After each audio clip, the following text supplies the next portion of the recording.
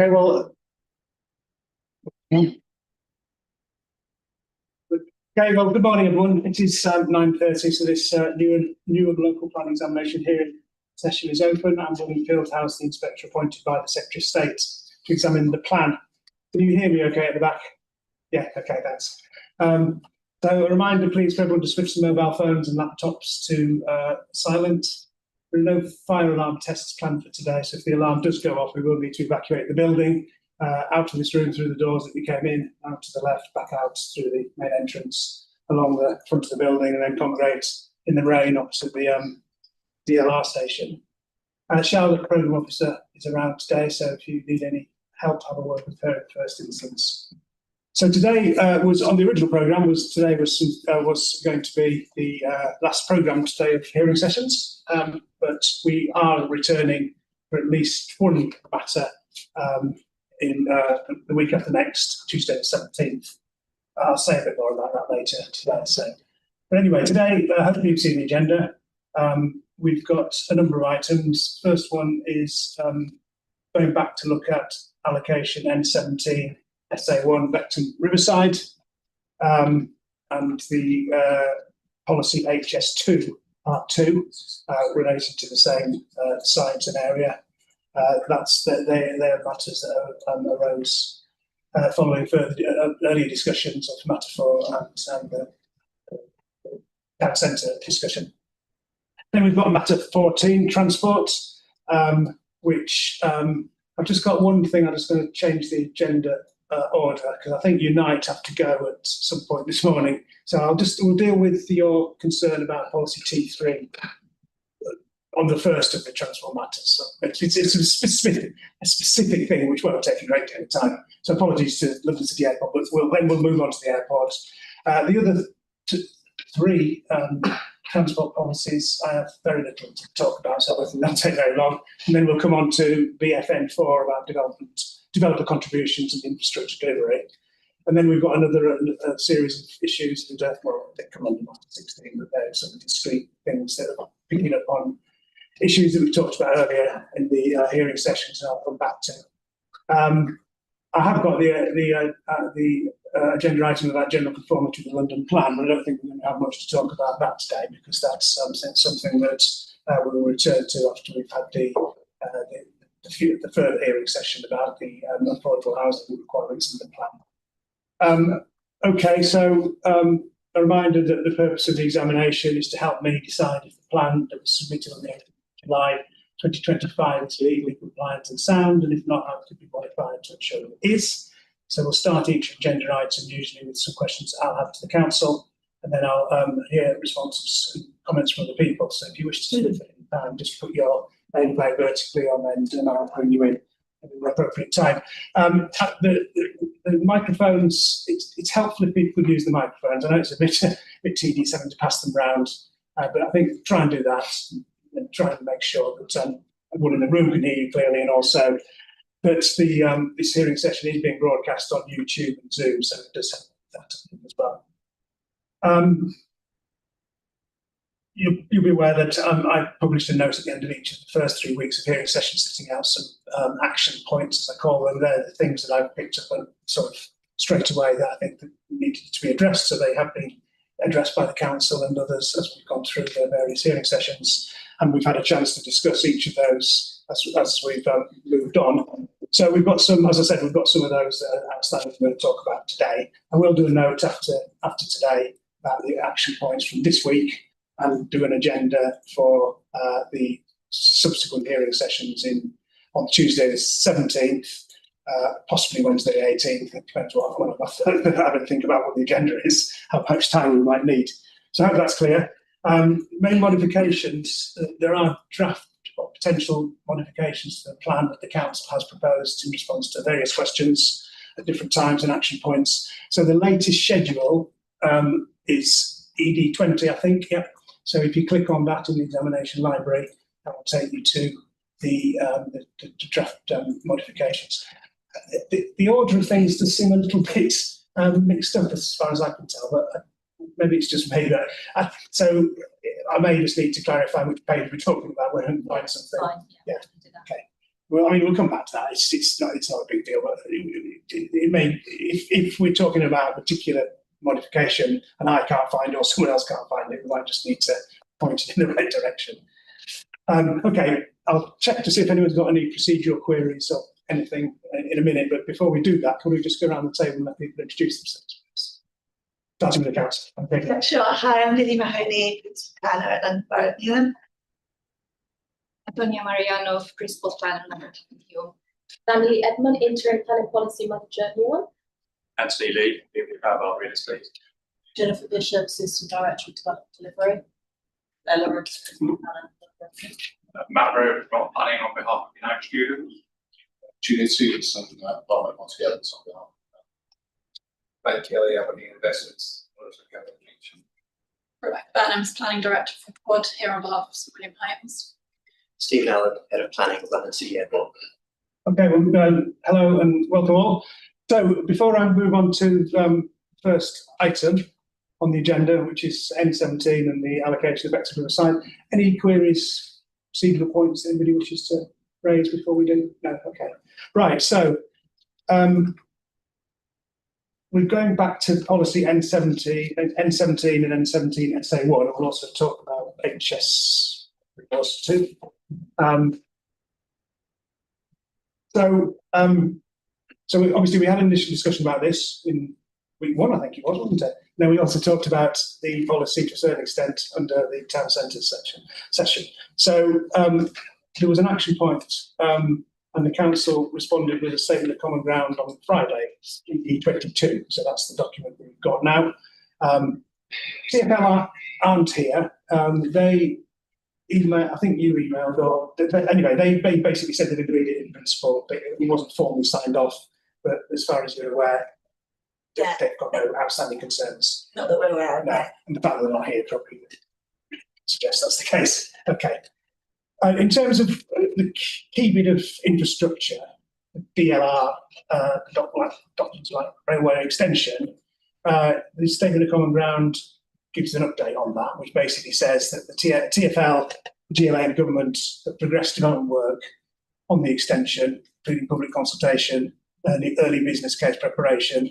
Government funding support has now been confirmed, addressing previous uncertainties regarding delivery and private sector commitment. So things have moved on since the plan was written. Yeah, okay, and there's a greater degree of certainty. So that's a key sort of fact that's moved forward.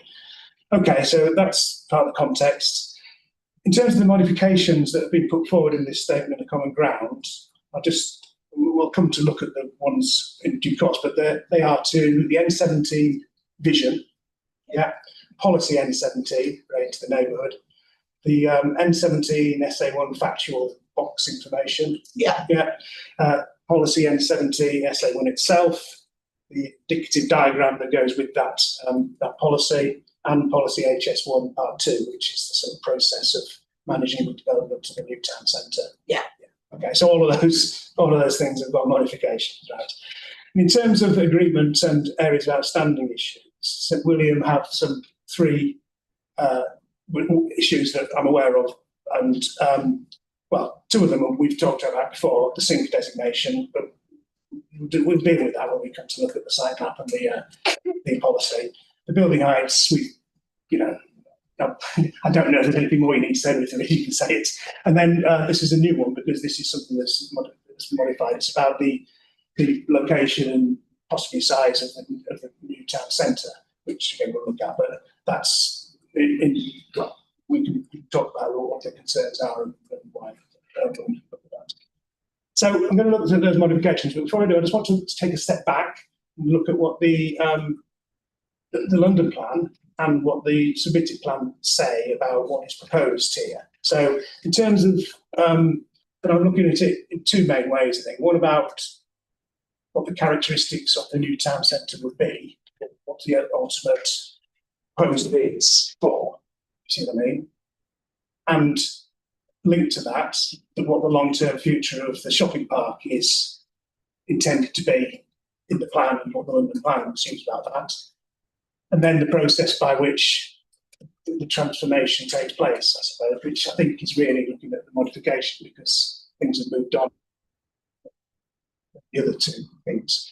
So in terms of the characteristics of the new town centre, the London Plan Policy SD8 supports the transformation of Gelling Ridge Shopping Park from what it calls unclassified, so not a town centre, an out-of-centre shopping park, to a major centre. So that's what the London Plan recognises.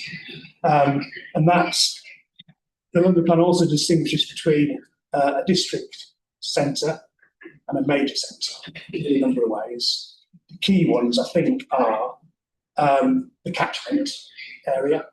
So in London Plan terms, it's a wider catchment for a major centre compared to a district centre. The London Plan refers to it being beyond borough, but I guess it doesn't necessarily have to be, but that recognises that from London terms, yeah. Scale, there's I know it's not a fixed thing, but 50,000 square metres seems to be the sort of broad threshold from when you move from district to major, and that's related to as well. Okay, yeah, and then the amount of comparison shopping as opposed to convenience, yeah. And then finally, the range of other uses, employment, leisure, services, civic functions, greater number and mix in a major sector than a. So they're the key differences? Yes. Yeah, okay. Right, and in terms of what the plan also distinguishes between districts and major centres. So a major centre in this plan is East Ham. Currently. Currently, yeah. Okay. So, and this plan basically talks about the new town centre at Vector Riverside being a district centre with the potential to move on to a major centre. Correct. Yeah, and that's not inconsistent with the London Plan. It may be a matter of timing as much as. Yes. Yes. Yeah. Okay. So in principle, this plan is supportive of the move to a major centre. Yes, it would be. Subject to, yeah, okay. And I think, well, Aberdeen can comment on that as well in due course, but that's okay. So that's the understanding that. And the plan in its various places, policy N17, N17 SA1, HS1, and HS 1.1, give various descriptions of what the characteristics of the new centre is. Yeah, and it's not prescriptive in terms of whether that is describing a district or a major centre, really, is it? I don't think, or is it intended to? It's not clear if it is. The intention is for it to start off being a district centre for two reasons. Okay. One is the fact that there is a transition that is yet to happen, and there's transformative change at this site to transform it from the function of a retail park to a town centre. Yeah. We recognise, and the retail and leisure study reflects this, that the trade draw of the retail and leisure study as it currently is would reflect that similar of a major centre. However, the full transformation will change the character and the function of the retail park. So that is one of the reasons why a district centre is a better starting point. The second reason is, while we can have an aspiration for a major centre, it is only the London Plan that actually designate that centre to become a major centre.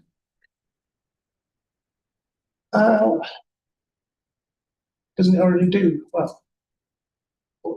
Currently, the London Plan says it could become a major centre. It does recognise that potential, but it's not. It's a future designation, much like in our case, it's an aspiration for it to perhaps become a major designation. It's not this is actually the function of that can only happen once the delivery is in place and the floor space functions at that scale. Okay.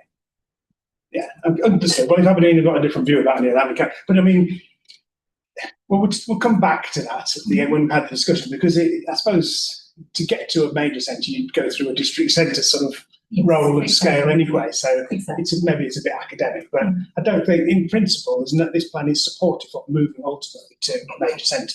Correct. Yeah. So, okay, right, understood. Right, okay. So, in terms of then looking at what the the London plan and this plan is aiming to achieve in terms of the long-term future of the shopping park. London plan says the changing roles of town centres should be practically managed in relation to the town centre network as a whole. And it indicates the Gallings Reach changing from an unclassified to a major centre. So it sort of implies the shopping park role would go as that transformation is completed. It wouldn't be something that would coexist. Although it's not. I mean, that's the challenge we've had, Yeah. and the reason why up to this point we were mindful of not putting a boundary on it that would imply the location of the future town centre, because it wasn't clear to us what the overall intention and potential from a feasible perspective is to fully transform the retail park versus integrating in part or in full into the growth of the new town centre. So now we've had these discussions as part of the recent statement of common ground, and we've come to understand that the transition will happen gradually. So for a while they will coexist. The intention is that over time it will transform in the character. There might, some of the buildings are likely to be retained, but that doesn't necessarily mean that the uses within them won't change, for example. So there is a lot of proper thinking necessary, and I'm sure St. William and Aberdeen are better placed to actually explain this than I am. But there is a transition to happen, and for a while they will coexist, and there is still thinking back around the necessary floor space for retail. The vision in and the explanation in the retail and leisure study is that the capacity of the existing retail park is essential towards the transformation of the centre. So it's about retention of that capacity and some increases around it to diversify it and perhaps add some more to support, depending on the population growth in the area. But it is essential to retain that capacity there. So whether it's exactly where it is now and built around it, or whether some of it shifts, that's still part of the discussions to happen. Okay. And in terms of placemaking, clearly the aspiration is to create a town centre. Yes. The town centre, it's about public realm and about mix of uses and all those sort of things. And that has to be created in the area that's now being mapped. Yes. And any buildings that remain in the medium, longer term of the shopping park could coexist with that in the way that historic town centres, have supermarkets or big sheds on the edge of them or whatever. That's correct. But to create a town centre, there does need to be quite a fundamental new development, public realm, etc., that would be quite separate to what's there.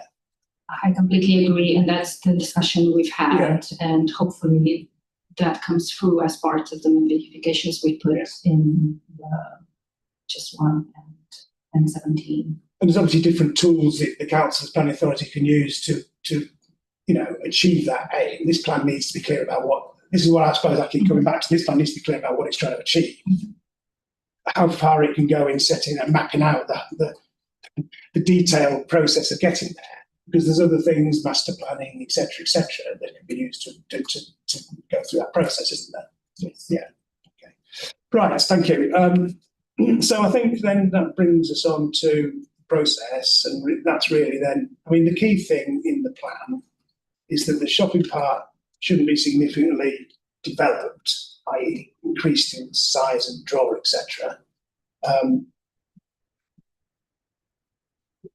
During the plan, because that could undermine the process of moving to a new town centre. I think the modifications are changing somewhat that process in that there could be transformation around the retail park that starts bringing forward the kind of public realm interventions and additional uses, etc.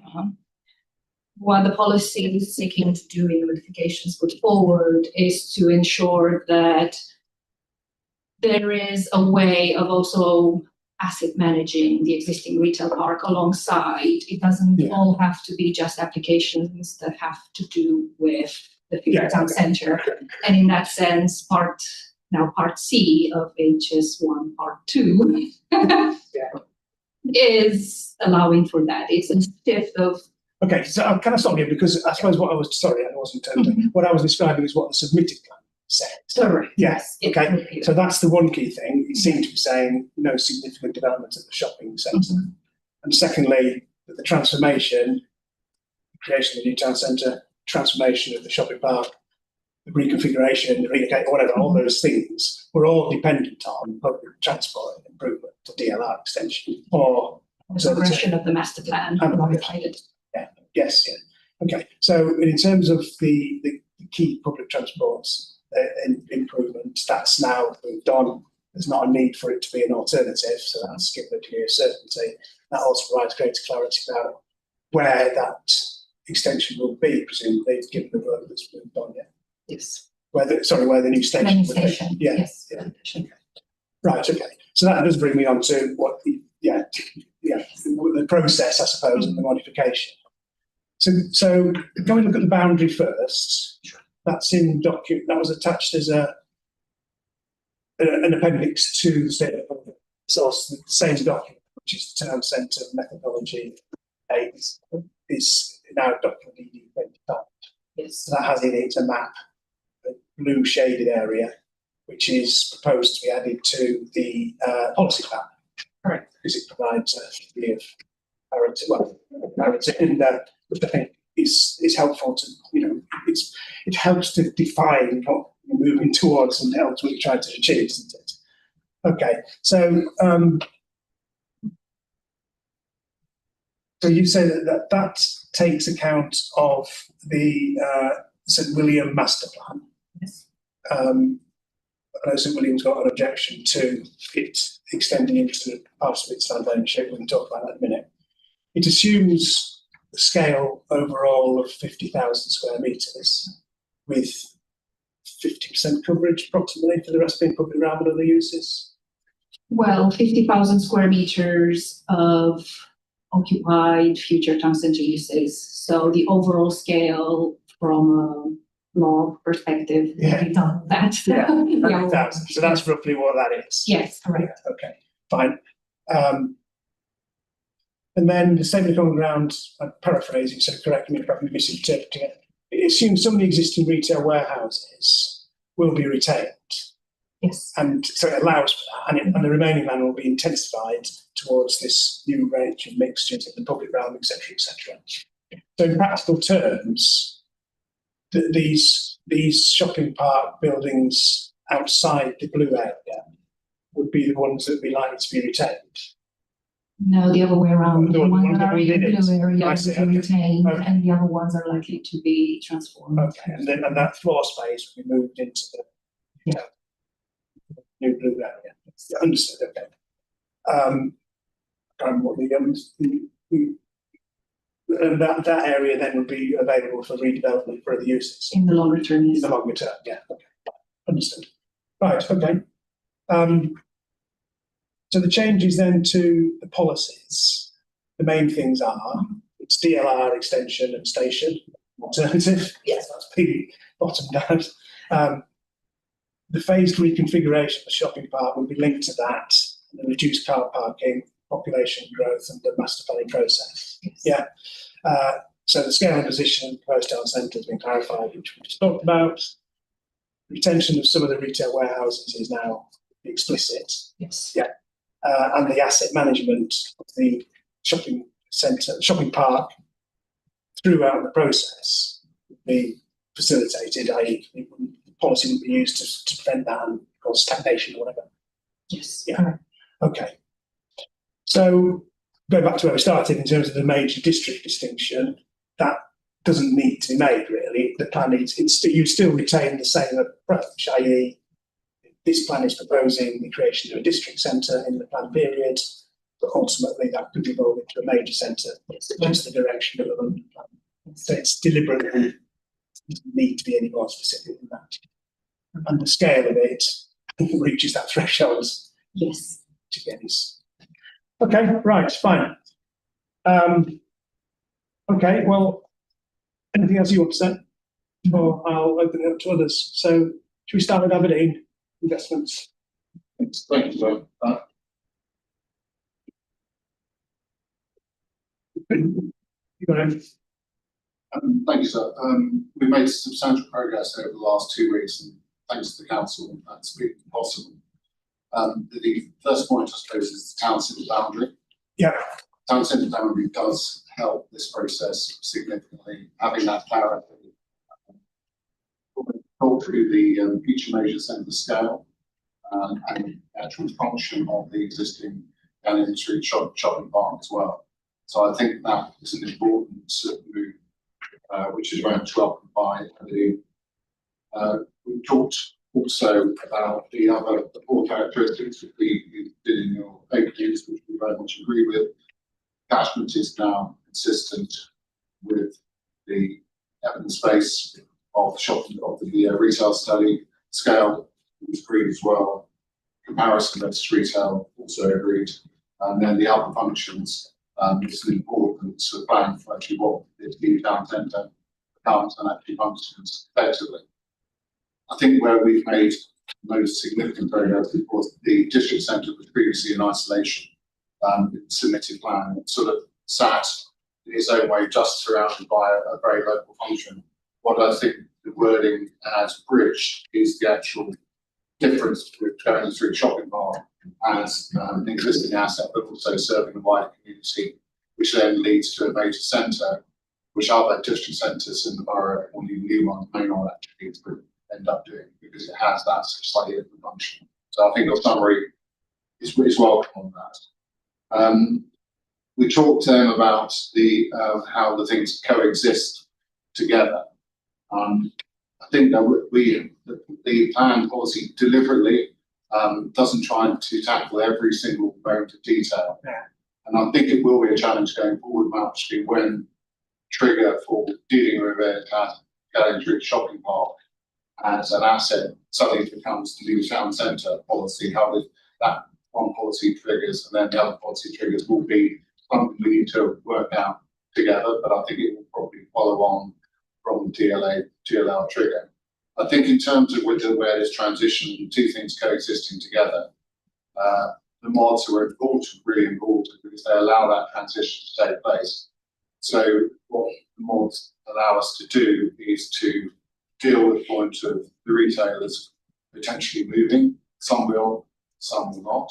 It deals with us, the placemaking point for us is super important as well, where it is, how it actually connects to the wider allocation and the new community which this could create.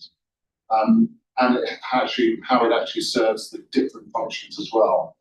Leisure, not just retail, sort of other facilities. So I think there is sufficient flexibility there. So one thing we need to keep an eye on, which we may need to look at, is how this parking point is dealt with, because we are behind that transition. And I think we need to be careful that we don't perhaps have too much of a blunt instrument in policy to say every application car parking might come down. We've got to consider how it works together and also how we actually make sure the retailers which are going to be forming a new part of this town centre are going to be encouraged to say and actually be part of that future success. So I think that's one which we may need to think about. Then, sorry to interrupt, but when you say think about, do you mean the plan needs to say more, or that is just one of the issues on the list? I think there's something more for us to actually work out together, because I think otherwise you raised correctly, sir. We could go into micro levels of detail here, and I know that's not what you're trying to achieve across the whole plan. We agree with that. But I think it's almost a practical solution in terms of how we apply this, which I think we are seeing. I think that will help. Okay. Just linked to that, sorry to interrupt your flow, but just please. The timing of the DLR extension and station is obviously, I mean, people have got to get to the shops, either the existing ones and the old ones, or the new ones. So the timing of that actual service coming in, do we know broadly what that is? 2030s. Yeah. Quite broad, I mean, but the plan basically, varied. Yeah. 2030 to use them. Sorry, 2030 to use the one. 2030s? 33 Okay, so, okay. suggestions. And what, whether it could be operational? Yeah. Yeah.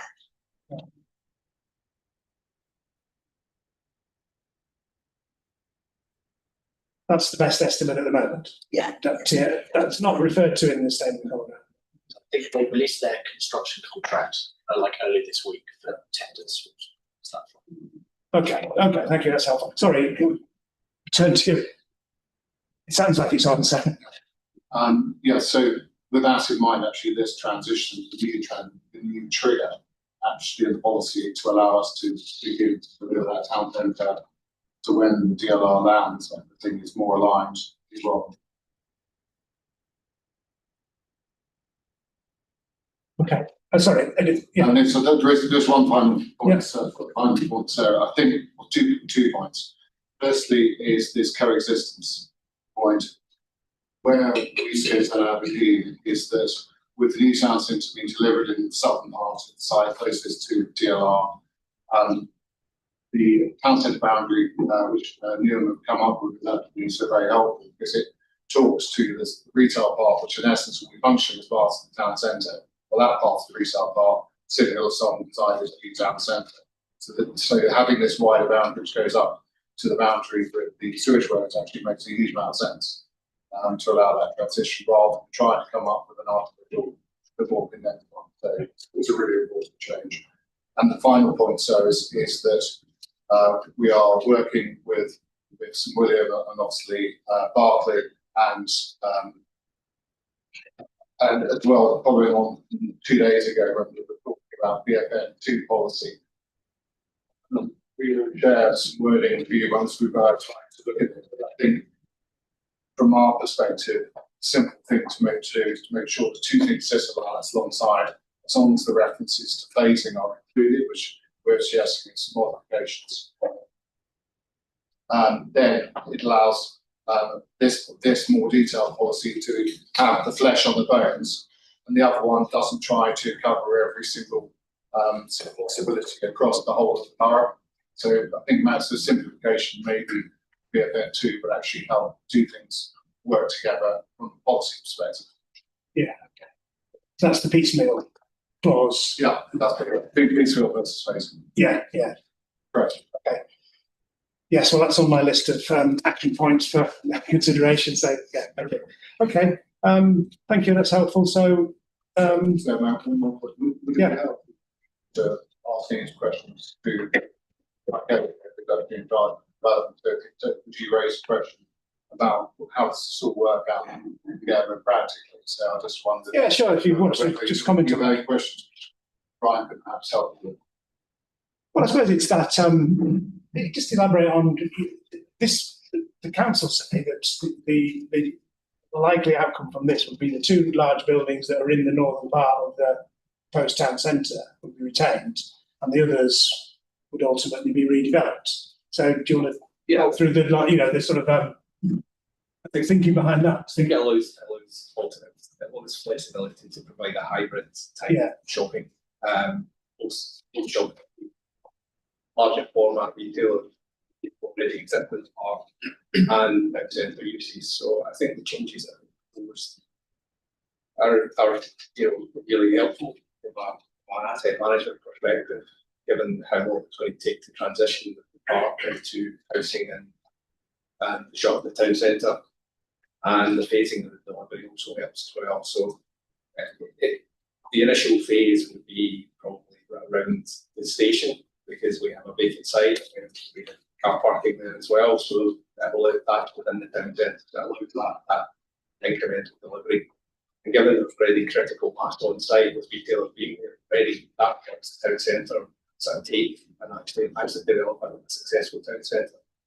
Placement is obviously key, and the fact that the retail park of the larger format elements has to have that placemaking element as well in order to form a successful town centre. You know, I think been working very well together with Newham and the formally these changes to the policy.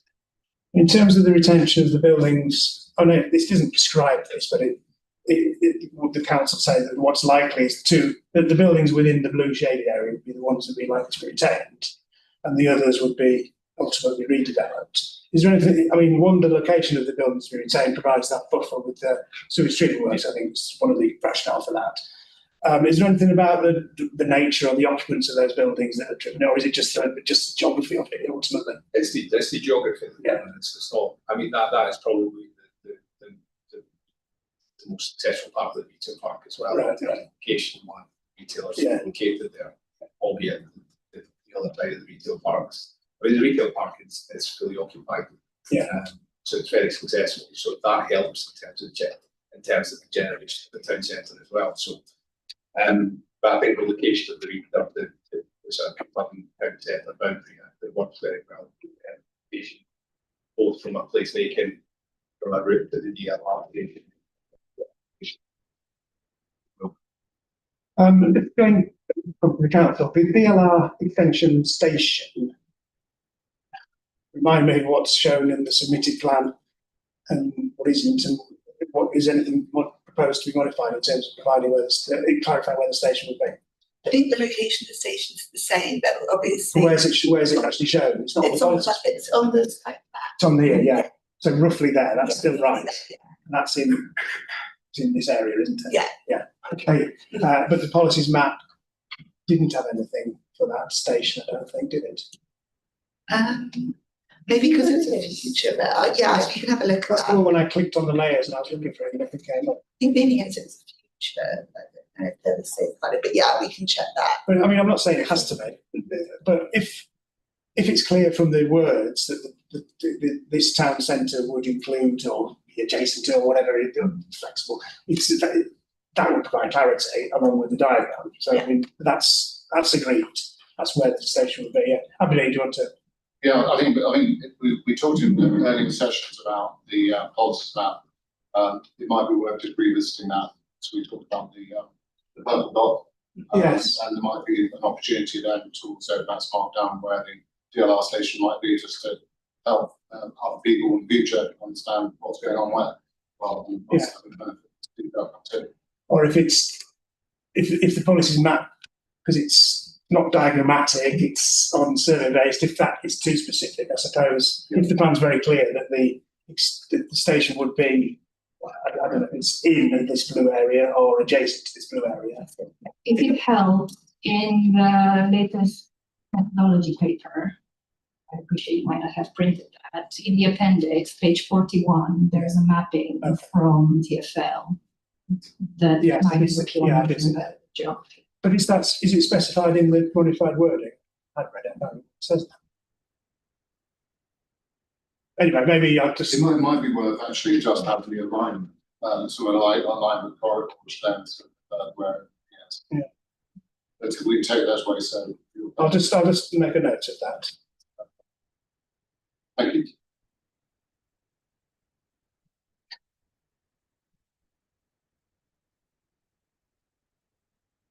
Okay, thank you.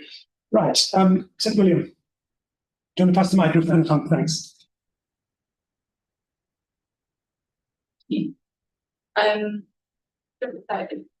Bill, we've made really positive progress through this statement of program to you, so thank you.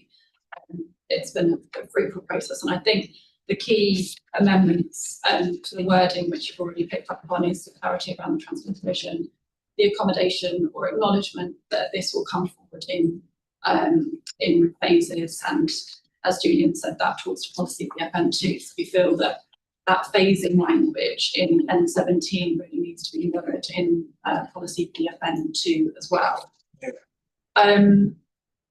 If I just tackle the three areas of difference in the statement of common ground. So I'd start with the town centre boundary. I think perhaps it comes across too strong in the statement of common ground that we have an objection. It was more that at the time of signing it, we haven't spent the time that Aberdeen have in terms of engaging with the town centre policy. So it isn't an objection.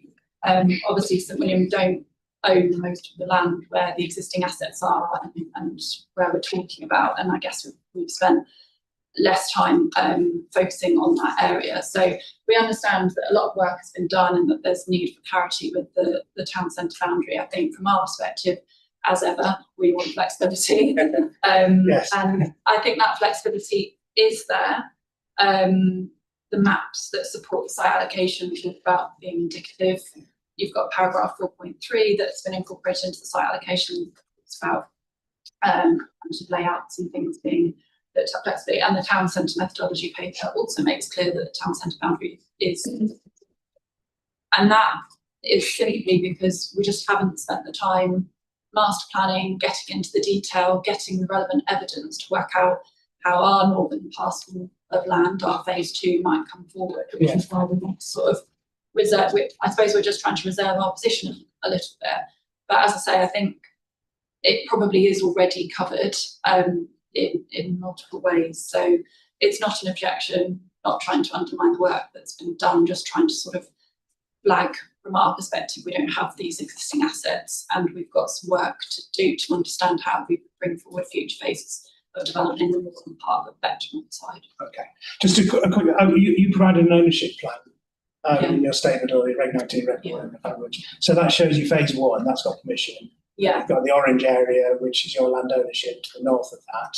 So this town centre boundary, it's just the southern. Yes, roughly below like the roundabouts, essentially. I'm not sure what plan you're looking at, but that sort of bottom square. Yeah, it's a bit less than that, isn't it? Anyway, yes. Yeah, I haven't got the ownership. Yeah. So basically, sitting in the southern. Yeah. Okay. I'm just going back to the point about it being indicative. I suppose if these proposed town centre boundaries are shown on the policies map, which is all survey based, should they be labelled as indicative? There will be, it's, because the existing town centre, boundary. potential, Yes, yeah, exactly. something like that. It's a starting point for discussion. That's what it is. Because that would distinguish it. For existing town centres, the boundaries are the boundary, and that's important. Exactly. What's in the centre and out of centre is defined by that line. But this would have to be labelled differently, I think, on the policies map. Yes. I mean, not here it's on the indicative diagram, it doesn't matter so much because it's blurry and it's not on the survey maps. But yeah, do you want to just comment on that? I'll come back to you. Yeah, it was more of a comment. We were wondering when we obviously introduced the idea of this, let's start having a more detailed conversation about town centre boundary. We were wondering whether Newham would actually find it very useful to have a town centre boundary with more formal status for its future development control decisions. So we don't mind having that indicative boundary, to be clear, but we were just wondering from the Newham perspective whether it serves a development control purpose to give more control about where everything ends up. Under HS 1.2 it does, because, and I think there is a paragraph in the notification of the site allocation as well, check in a second. Yeah. But it does refer to starting from the indicative boundary map on the policies map. So there is that reference back to that agreed boundary as the starting point.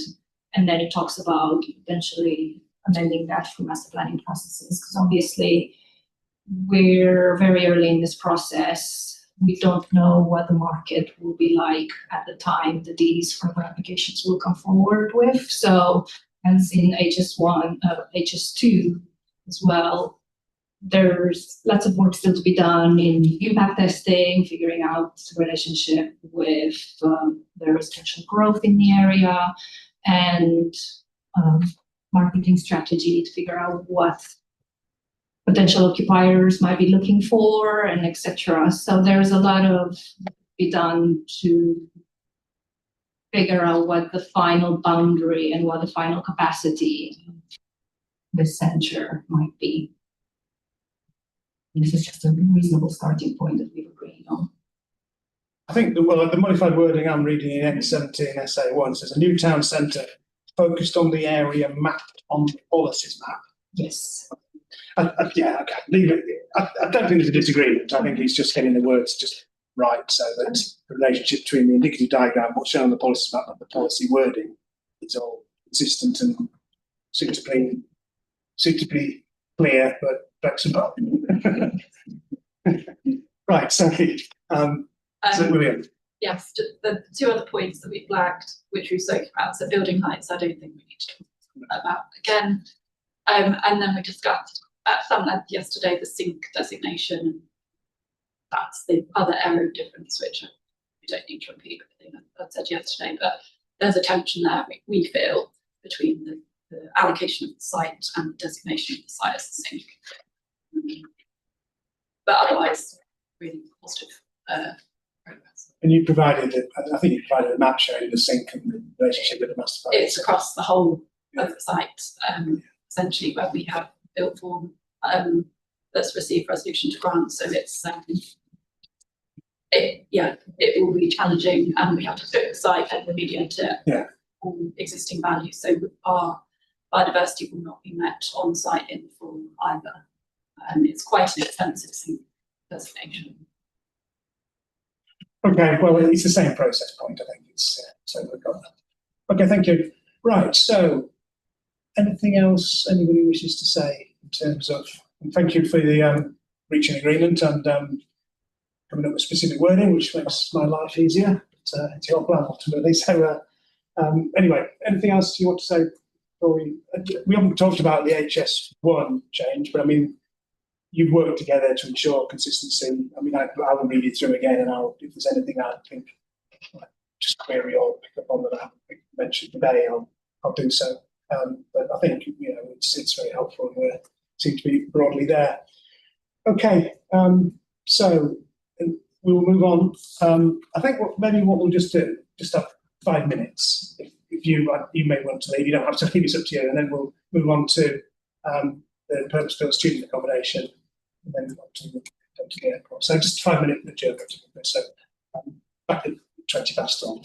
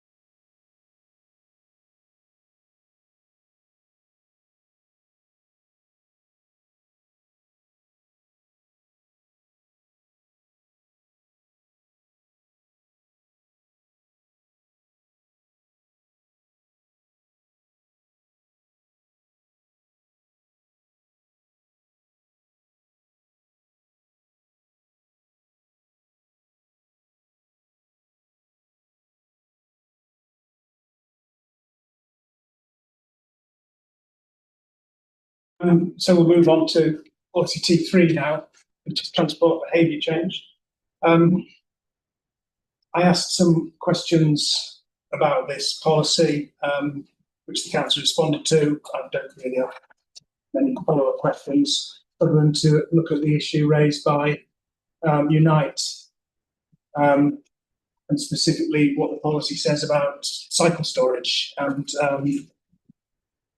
I also have another question about transport assessments.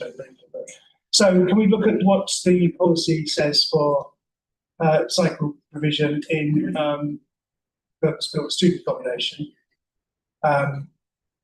Sorry, by the way, context that there aren't any modifications proposed to T3. Right. Yeah, and the policy is supported by GLA and the TFL. Yeah. Right. Okay, so part 4 of T3 relates to cycle storage, and it refers to in line with or higher than London Plan standards. Correct. So it's referring to London Plan or higher. Correct. I think the London Plan probably talks about being minimum or Yeah. certainly has to prevent a borough setting higher. You can set high, but you can't set low. Okay, fair enough. So the London Plan standards, which I am familiar with, because it was one of the areas of the London Plan that I examined, and actually the standard was reduced based on the discussion of the London Plan examination from a space per bedroom to a space. It's 0.775. Yeah, so it's reduced to 4 because a similar discussion took place. But what we have the benefit of now is some monitoring. United have done their own practice, which I'll come on to in a minute. But just to be clear, then, what the standard is, so it's 0.75 per bedroom space per bedrooms, and 1 space per 40 bedrooms for visitors. Right. So if it was a 400 bed accommodation, which they don't know, but that would be 310 spaces. So considerable amount of spaces. Right. Yeah. Right. So as you say, the London Plan T5 allows higher standards to be set than lower, and that's what the plan is basically saying. Well, this is the minimum, or you can provide more. Has there been any monitoring of take-up since the London Plan was adopted on Not specifically by Newham to the take-up of student. And what about GLA? Do you know if they? I'm not aware at this time. But Unite have, and they've provided some figures across its schemes across London. This isn't just Newham, yeah? That's right, so Yeah. Unite have been monitoring this for the last 20 years. Yeah. And the consistent picture over this period of time is that there's just acres and acres, literally across London, of empty cycle stores on all of their schemes. And this doesn't just apply to Unite. I'm aware this applies to all PBSA operators. What Unite have tried to do, they've tried to be creative in the way they provide recycle space. So rather than just putting it in big open storage at the lower levels, they had a scheme at Hayloft in Middlesex Street in Tower Hamlets, where they split the provision and provided it on every floor. Again, that was just the actual take-up rate was so low. And I think there's a number of different reasons for that. One of which is that even if you provide the cycle space at the actual student accommodation, there's actually nowhere to provide it at the universities. And generally now, with the availability of bike hire schemes, are much more preferable. So yeah, Unite's standards is their take rate 1.82% across their whole estate. The GLA have recognised this as an issue, and as part of their consultation on the support for house building, they've come up with some new figures to reduce the provision. And for Newham, that's 0.6 spaces per bed. But we still think that's a monumental waste of space. And we've been talking a lot about the Newham policy on having PBSA less than 300 metres for universities. No one's going to go on a bike for 300 metres. It's too short distance, and the clear evidence is that we're wasting space in development, needed space that we've talked about throughout the EIP, and therefore we think the provision should be maybe 5% of cycle spaces per bed. and with support for bike pay schemes in the locality. Yeah, understood. Is it not a matter that is, I mean, this plan is just deferring to the London plan. I mean, is it not a matter that it needs to be taken up in the review of the London plan? That would be our position, yeah. I mean, if speaking to policy officers, they would apply the London plan standards. If the London plan standards fell, as it's kind of pointed out, we would continue to apply those standards. That's the approach that we plan to take with cycle parking. We don't want to put ourselves in non-conformity with the London plan by saying something that's different. And I don't think TfL would be too happy. No, I don't know if it would be a general conformity issue. Sure. It would be an inconsistency, surely. And I also think it's worth pointing out that it's our evidence shows there, sustainable transport strategy. When in our consultation that we did on that, 18% of respondents said there's not enough cycle parking in Newham. Not students. No, just generally.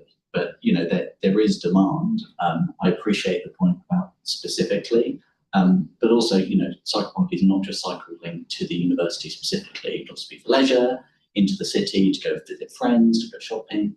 It's not just specifically from a place of students. For 20 years, students have had the opportunity to bring bikes to the university and store them in purpose-built student accommodation. They haven't done it. So what's going to change? And if the London plan target falls, I think we'd be supportive of that. I have sympathy, but I think the London plan is the London plan. Effectively, the London plan target has fallen for Newham to 0.6. And we would that apply should be at least addressed, I would think. But that would be applied. This plan is just deferring to whatever the London plan standard is, isn't it? So if the London plan for Newham, falls to 0.6, yeah, that this policy would apply.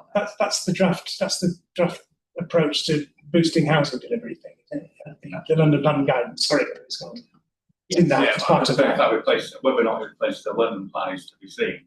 So any consultations on the clear direction of travel, and this will be picked up as part of the London plan. Yeah. Repeated later in the year. Yes. So then, this plan would just defer to that, wouldn't it?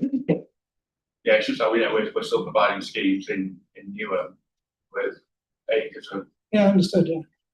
space which could be used for much valuable housing.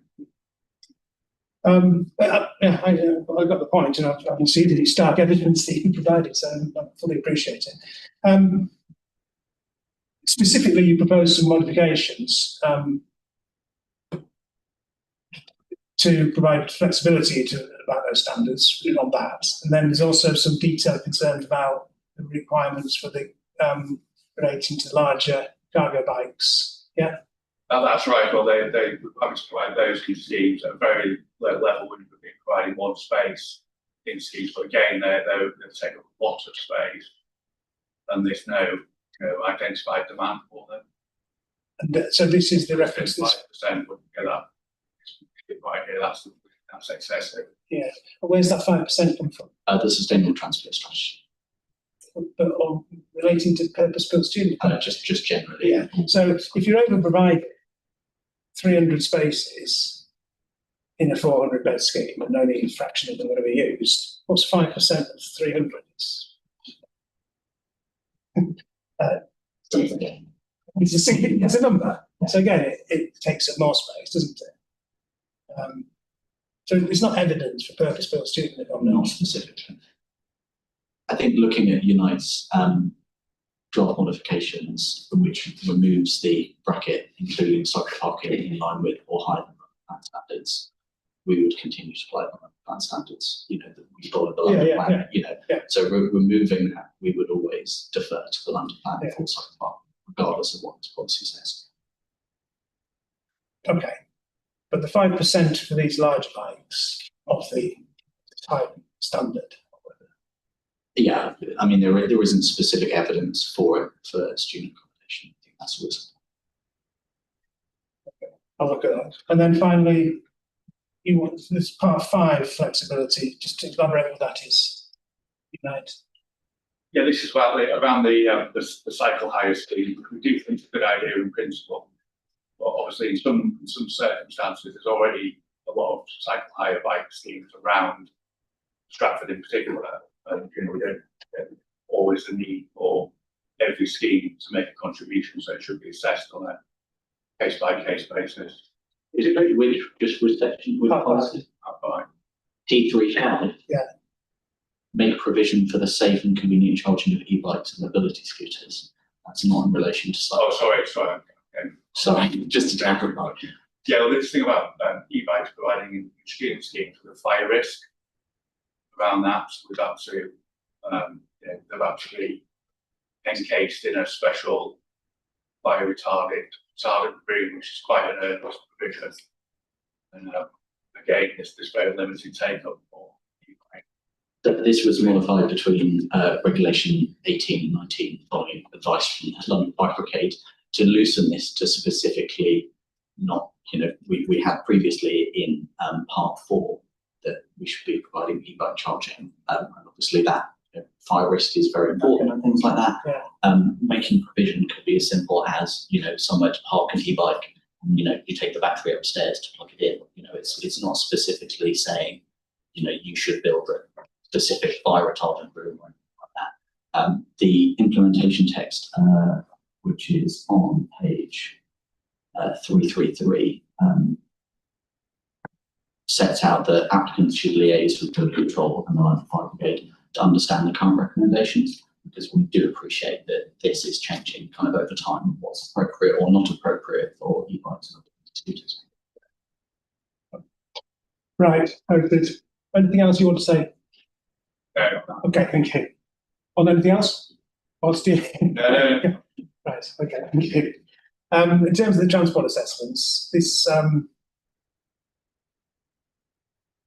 this sets thresholds, doesn't it? This is T3.7. Yeah, that's right.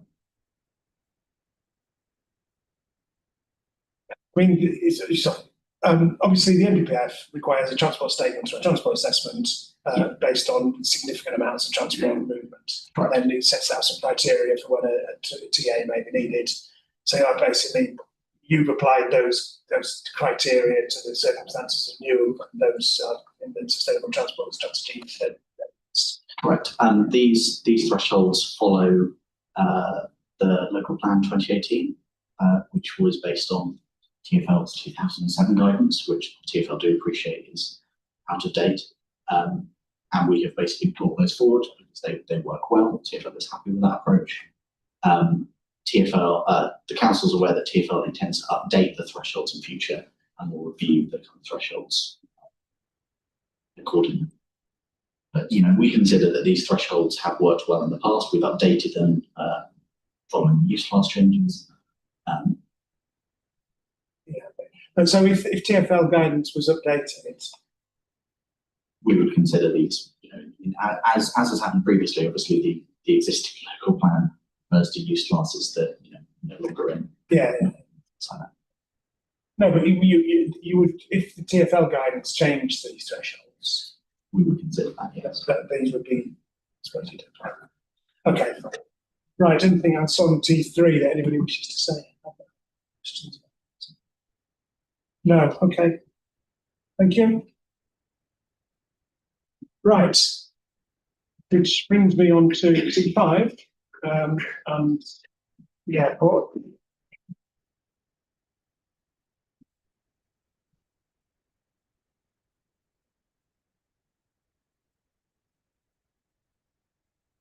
Okay, so there are some modifications proposed to provide clarity to T5 Part 5 and Part 6.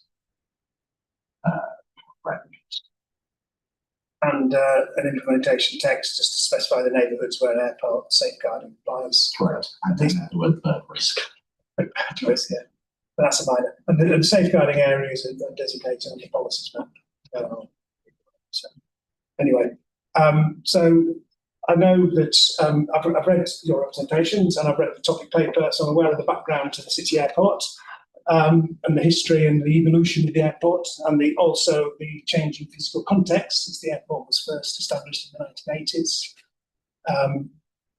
So from the council point of view, the transformation of the local area from predominantly industrial or former industrial, I suppose, when in the 80s when the airport was first developed, to increasingly residential, mixed use, and the amount of development proposed around here and on Silvertown side and etc. Yeah. And the council also referred to the concerns raised by residents and community groups. I just want to elaborate a little bit on that, and the council's wider corporate strategies related to the climate emergency and air quality. So that's alluding. Well, I'll go through the issues in dispute, but do you want to just on those things? What's this sort of? Is that suggesting that air quality is a driving factor in wanting to sort of restrain the airport? I mean, it's in section 3.5 of the topic paper, which is page 13, which kind of set the council's position on aviation. Yes. Which sets out some kind of positions that the council has on the airport. Some of which I appreciate is not part of the planning process. As you may be aware, once a plan leaves the ground, it's no longer, it's no longer land use. That's all we're putting in those, yeah. And that sets out basically the council's position in terms of that. Okay. In terms of concerns raised by residents and community groups, so what specific? How does that manifest itself? Through a wide range of issues. I mean, Duncan can talk specifically about things that people bring in, specific complaints, but through responses to previous planning applications at City Airport, youth assembly that happened in 2020, responses by residents to London City Airport's master plan consultation, responses to our own issues and options consultation. So we've got. And are these people living? Are these predominantly people living close to, within eyeshot and earshot of the airport? It varied. Specifically with London City Airport's master plan consultation, they talk about residents specifically in the borough and outside the borough. But obviously in our, all the planning application responses, it's via direct. I don't know specifically. Just. I mean, especially in terms of noise, it is quite a topic which does affect people across London. Specifically, some communities in Suffolk, Lewisham, that are overflown do engage quite closely with London City Airport and in matters of Hackney East, who are quite prominent. So it's not just Newham, it is much broader than that. The way that the flight paths work. Okay, I understand. Yeah. So it's not just the immediate takeoff and landing noise here, it's flight paths across, affecting a wider area. Yeah. So, okay. And they're different from Heathrow, Gatwick, or wherever else. So there's different people affected by these different flight paths. Exactly, and there are some communities which are overflown by City Airport flights and Heathrow Airport as well, and sort of the interactions there can be a particular concern.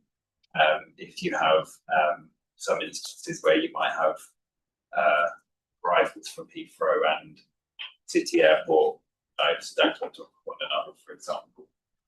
Okay, thank you. Right, okay, so that understood. Can we just now have a look at what national policy is relevant? First of all, we've got the NPPF. Yeah. Paragraph 110 in the 2023 version, but I don't know. I'll check actually if it's changed in the more recent version. But that says planning policy should provide for large-scale transport facilities, I think for airports, and support their operation, expansion, contribution to the wider economy. So it's a positive policy. There's no restraining, in principle. Then we bring on all the impact and environmental, etc., etc. So what are the relevant national planning policy documents? Is the Airport National Planning Policy Statement 2018, is that still the up-to-date national policy statement?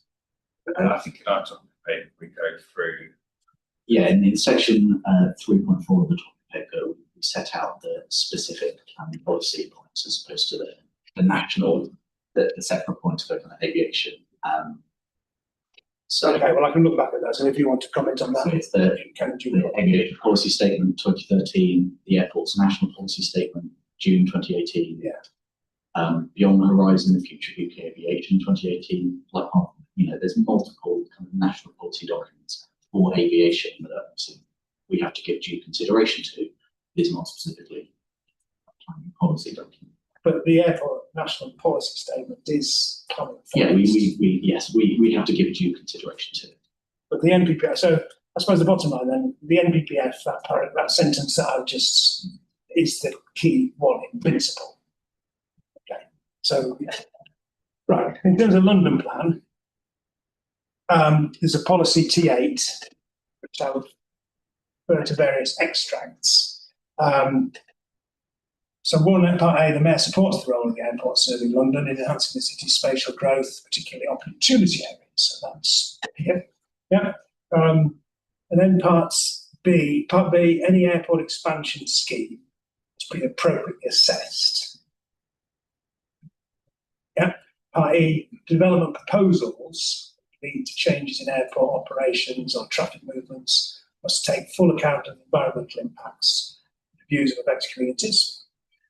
And then part B, environmental and health impacts of aviation, and aviation-related development proposals should include mitigation measures for the external environmental costs. So all that seems to suggest that development proposals at airports, including expansion and changes in operations, should be appropriately assessed as a proposal, taking account the environmental impacts and the views of affected communities and provide mitigation.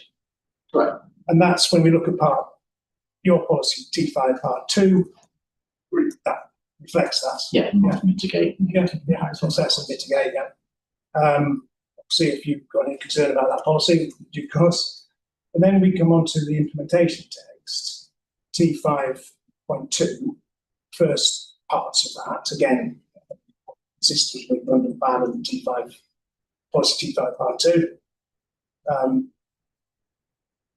Talking about the impacts and demonstrating how they can be mitigated. Yeah. Yeah, some examples of. Yeah, but then we move on to this clause, which refers to unmitigable. If I would say it. Yes, it is challenging. I'm not even sure it's a real word. Unmitigable and unacceptable impacts to existing local residents. And it defines 3, I think, of those, which I'll go through in turn. Yeah.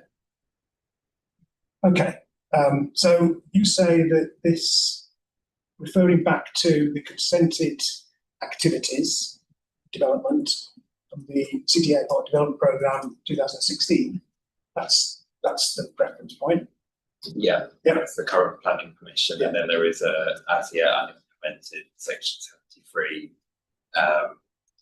which it changes some elements, but not others. We can go into detail if we need to. But Yeah, okay. But basically, it's saying certain things, which I'm going to go through each one in turn, can't be mitigated, and therefore are unacceptable in principle.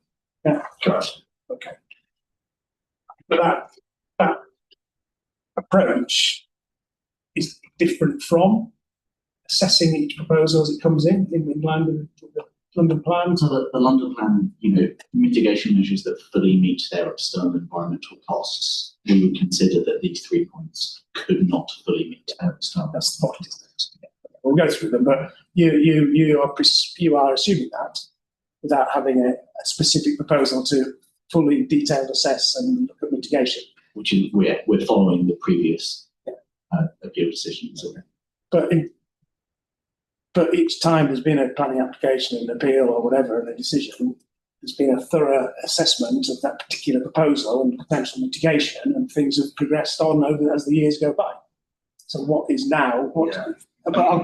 Some of the points that we're going to come on to, specifically the curfew, which is. Well, let's come on. Okay.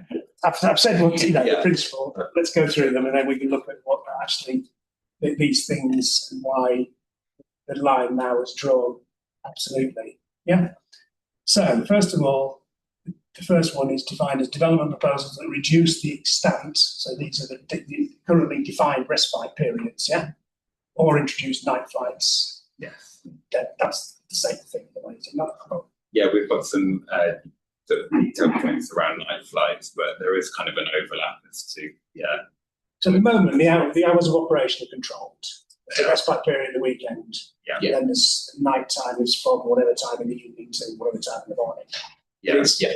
And specifically on the night time definition, it's a point that the airport picked up in their hearing statement. The plan as submitted didn't define exactly the night period. That there are sort of definitions in central government noise policy. So we do see value in defining more clearly in the plan the exact time, so that would apply to. So Again, it's glossary. yeah. Okay. We'll come back to that. Okay, thanks. So in terms of the context for this, you've referred me to a number of national and mayor and whatever. So first of all, the airport ANPS, the National Policy Statement, sorry, 2018. Predictable periods of relief from aircraft noise, known as respite, are important to communities. Acknowledgement of that, and noise at night is widely regarded as the least acceptable. But yeah, recognised by the mayor in his response to the master plan, and the DFE, more recent aviation noise policy.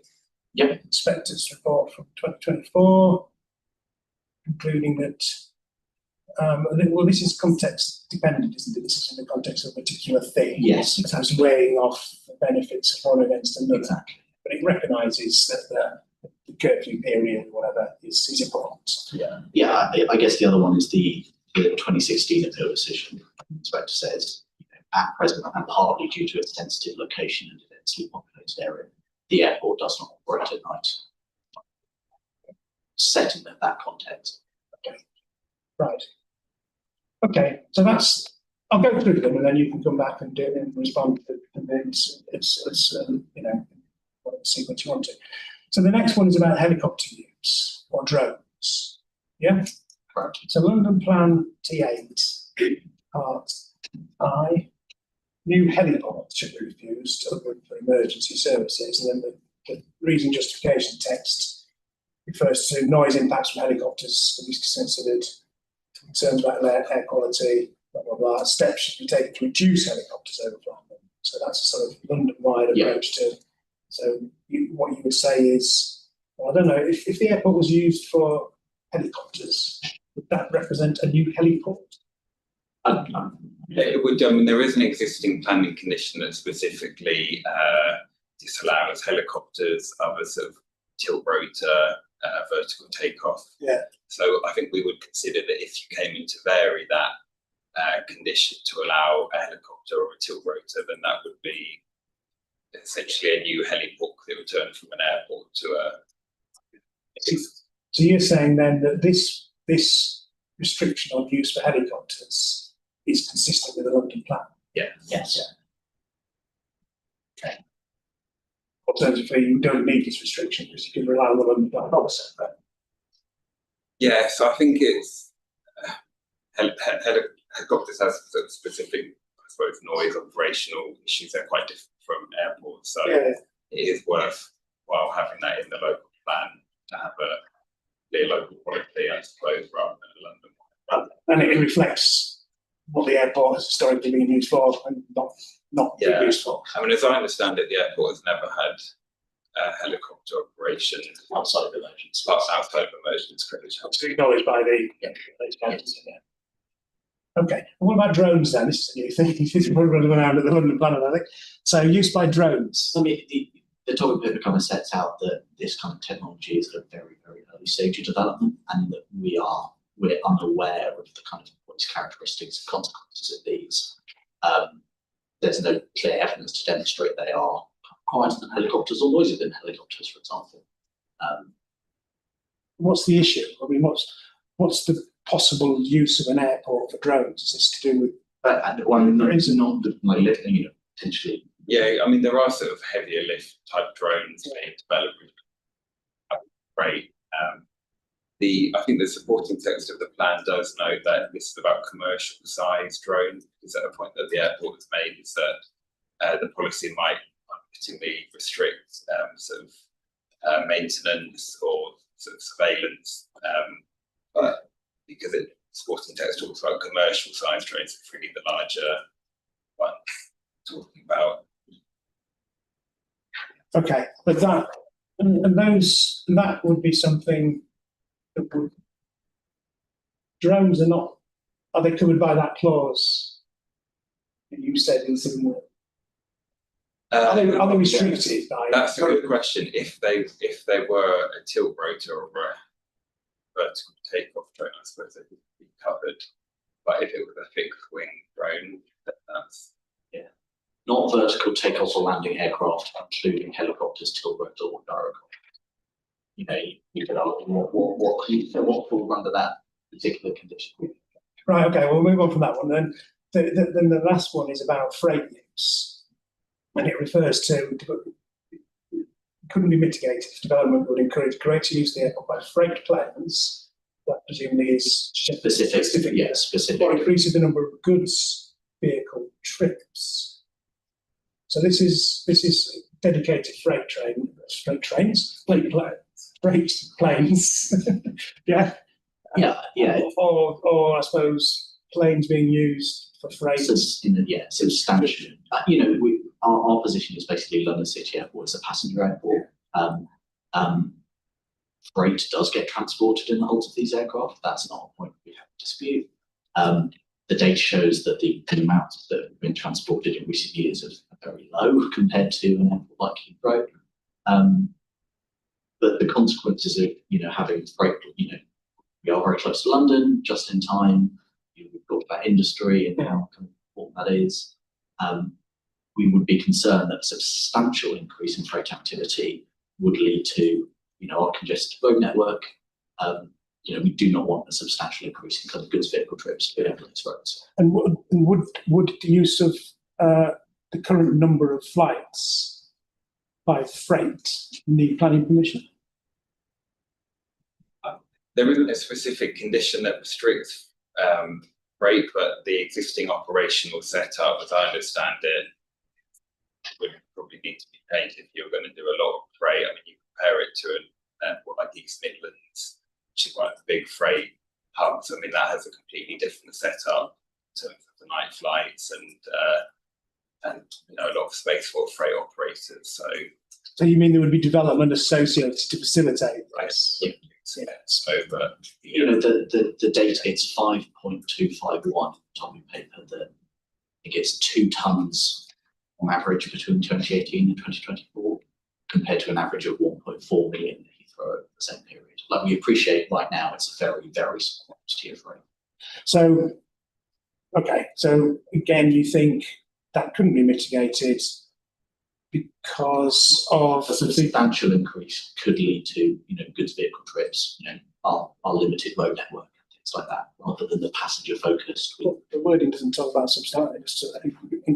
Any development that will encourage greater use of the airport by freight planes and increases the number of goods vehicle trips, not substantially. Sorry, I'm reading from the justification text, a large increase in freight volumes rather than justification. Okay, right. So they're the 3 things, and all of which could be addressed in the context of London Plan Policy T8 and Policy T5. But this is saying you can't. The line is drawn. Yes. Can I just comment specifically going back to the curfew? The curfew was probably the topic that was discussed briefly during the public inquiry, and a point that was made was that City Airport is quite unique in having this curfew, which has been really from the beginning. He was talking about when he was on the planning committee in the 80s, and that was at that stage it was part of the deal, as it were, when the airport was sort of brought into being. So it's something that residents feel incredibly passionate about, and if you live under the flight park, having that predictable respite to know that there won't be flights at 1 o'clock on a Saturday afternoon so you can sit in your garden, that was something that was drawn out as being really key during the inquiry. And that when the respite period, the overnight curfew was introduced in 1998, the airport had around 1.1 million passengers with 34,000 air traffic movements. And we're now at the latest figures we have, the peak pre-pandemic was 5.1 million passengers and over 80,000 air traffic movements. So that was, brought, a substantially, lower figure to provide respite, and obviously we're in a much higher figure. Yes, understood. Okay, there's the issue of car parking, but maybe we'll come back to that. That's dealt with quite a lot. So you may have anything else you want to say on this? No. This floor. So there's the policy, but then there's this, in essence, is this implementation text which introduces a significant policy restriction that isn't actually in the policy. So I suppose that's the first point. But anyway, I'll hand over to you. And yeah. Yes, thank you very much. I mean, there's a few points raised here, and I think it's probably best if I take each point. Yeah, please. Yeah. So initially, the subject of complaints was raised, and Newham's evidence has brought up, I guess, selective objections to different individual proposals that have come forward. The other thing we can also say is there is a lot of support for our airports amongst residents in the business community that we could also bring to this, but we've chosen not to. But moreover, we have our own complaints tracking process as well at the airport, which we keep abreast of, and as overall has declined in various years. We're also we run quarterly consultative committees with the local community, local politicians, and interested stakeholders, where we can explain to the community what the airport is doing, what the local community might be interested in, and have that dialogue directly. Hackney's, for example, was quoted there. We have a good relationship with them, and we talk to them regularly, both through the consultative committee and also outside in more informal settings as well. There was discussion about. Sorry, can I just ask a question? So in terms of your complaints procedure, yes, the number of complaints received recently, there hasn't been an increase in permitted activity for a number of years, and hasn't activity actually tailored off a bit since COVID? So doesn't the lack of recent complaints just reflect those things? Well, not necessarily. We've seen growth since COVID, and there has been growth since COVID. Yeah, there has been growth since COVID, and you would expect that if people were affected by noise, the number of complaints would proportionally rise in respect to that growth. We haven't necessarily seen that, and in fact, we've seen a slight decline in the number of complaints we're having. In fact, we report this each year in an annual performance report, which we publish on our website as well. Okay, sorry, interrupt you. Carry on. There was some talk about national policy. Yeah. We've set out in our hearing statement what we consider the relevant national policy, and there was some talk about, the planning relevance of that policy. And I think each national policy is consistent insofar as it requires any proposal for airport development to be assessed and weighing up the economic benefits against the environmental or socioeconomic impacts as well. So I don't plan to go through all of those because it is in the hearing statement, but there is a consistent thread that runs through all of those. Which is consistent with what I summarised in the London plan. Exactly. So you look at a specific proposal, yes, carefully assess it, you weigh up the impacts, you look at the mitigation, and you come to a precisely. To take evidence-based. To take an example, making best use policy, it makes the point that local authorities will assess each development proposal as it comes forward. Yeah. Okay. Thank you. There was the point about heliport. I don't think there's necessarily a dictionary definition of what a heliport is, but is there not an industry definition of it? I would say that if a site was uniquely for helicopters and no other aviation related activity, that would definitely be a heliport. But you do see helicopter operations in airports like Norwich and Aberdeen, where you wouldn't necessarily say that they're heliports, but they do have them. It's just it's the way the London plan is expressed, and I don't quite know whether that's deliberate and it had a specific meaning or not. So it's ambiguous. That's what you say.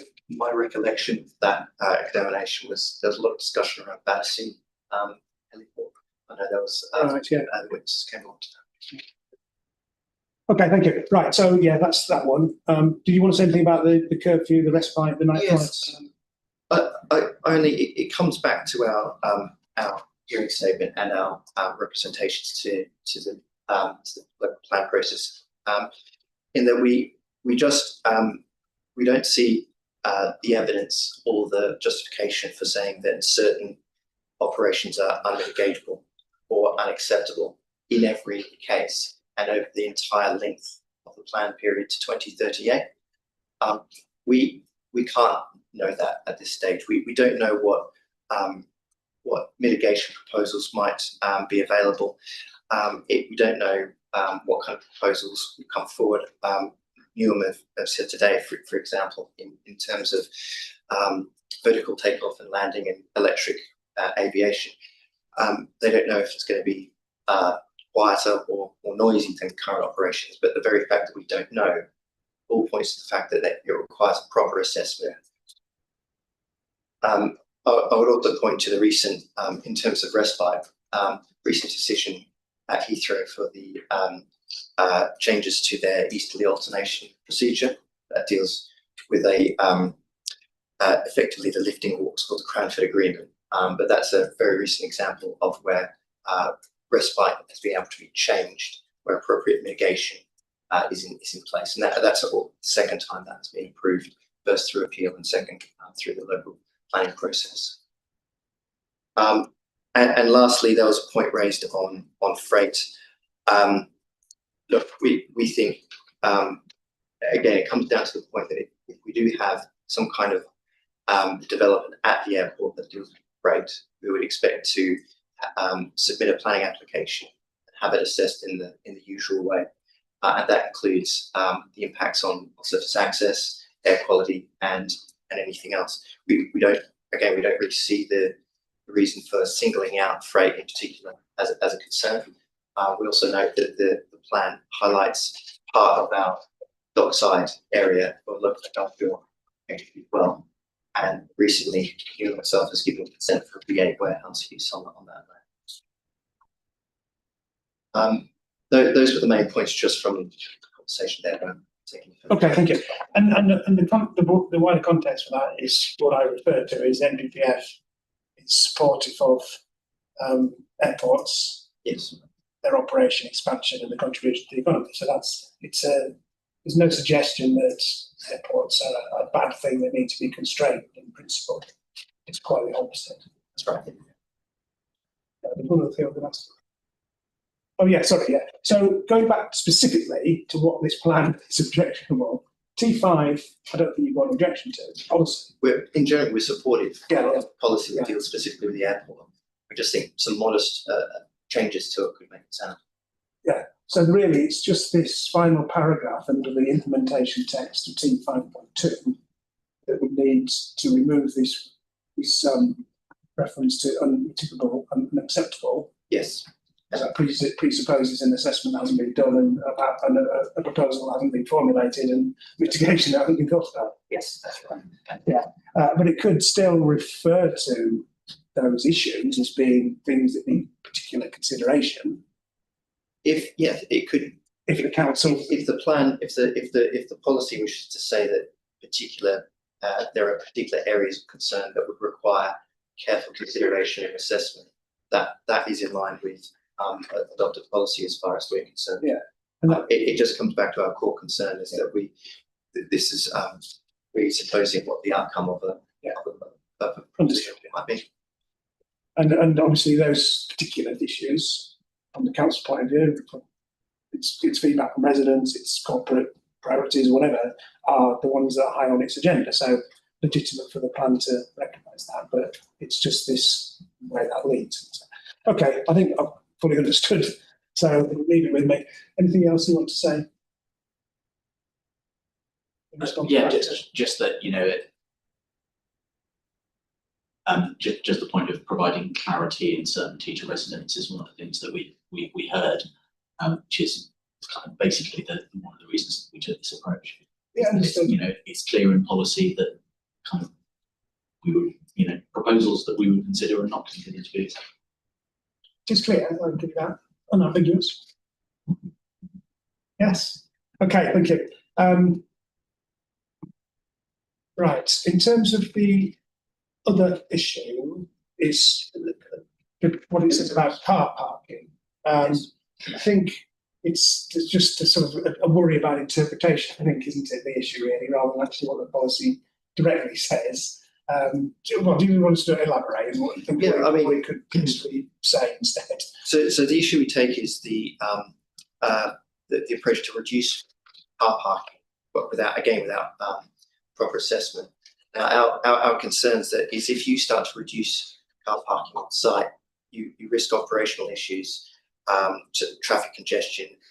You open the door to potential illegal off-site parking. And all we're asking is flexibility to manage our parking on campus. This has implications for Brown Airport, but also on the local road network as well. Yeah. It's I suppose I'll ask the council, but I mean, it's one of these policies that's sort of, it's not requiring a reduction in car parking. It's what it's aiming to achieve is improving sustainable access to the airport, passengers and staff. There's no proposal to extend the Elizabeth line or provide, but sustainable transport to the airport can be improved in other ways, presumably. Yeah.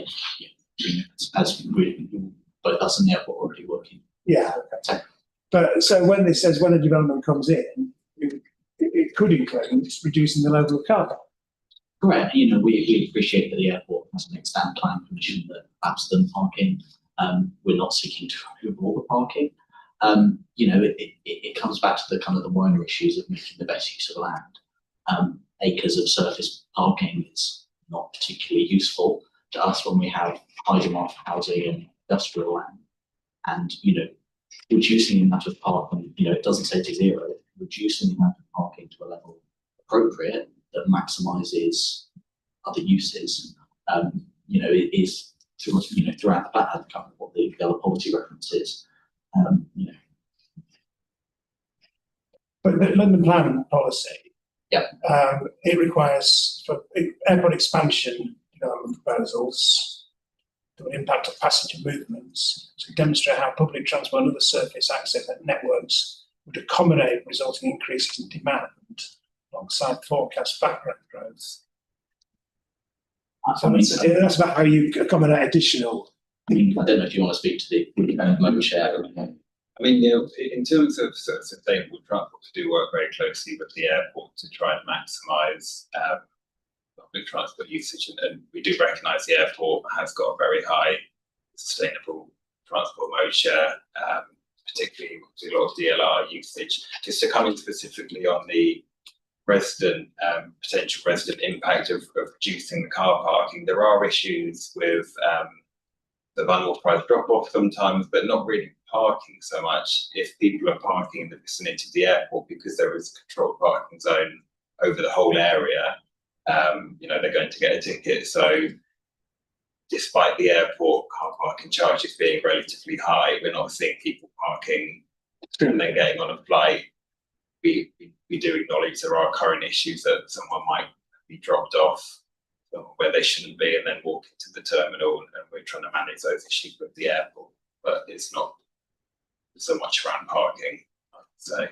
But the way this policy is intended to be implemented is not every time there's a development proposal. Every time there's a development proposal, you expect there to be a reduction in the car park. Just that we would be supportive of efforts by the airport to say, the last application we applied for this giant quantity of car parking, in this application we're going to provide slightly less. Is that okay? Because we don't need it, or we can use that space for something else. To encourage them to take that. Understood. Anything else? Yes, the only thing I would add is we very recently had a surface access strategy endorsed by the council, and also on the back of that a travel plan, which has very specific transport measures about how we'll achieve our 80% of passengers using sustainable modes of transport. And that takes the strategy takes us out to 2031, but it doesn't mention anything about the reduction in car parking with development proposals as a lever or a method by which we encourage people to hit those targets. We think we can hit those targets without having to have interventions like this. And it does, and I'll reiterate, it does come down to concerns we have about management of car parking on site, particularly during peak periods. I mean, you know, I've said today, don't really see those type of things, but if you go back to 2019, we were at 5.1 million passengers, there was instances of illegal operations off site. There was instances of tailbacks onto the public highway. And one way that we can, you know, working with Newham, help alleviate particularly peak demand is to be able to manage and take on that volume onto our campus. But our real concern is if there is a requirement to, if the starting position is, well, you have to reduce your car parking when you avoid a development proposal, then we'd be very concerned that we're, I guess, we're a little bit handicapped even before the transport assessment has been properly assessed. I think what the council said, that's not what the intention is, the policy. So I think that's what you just said. It's not a requirement. It's support if a development proposal reduces car parking provision, council would be perfectly happy with that.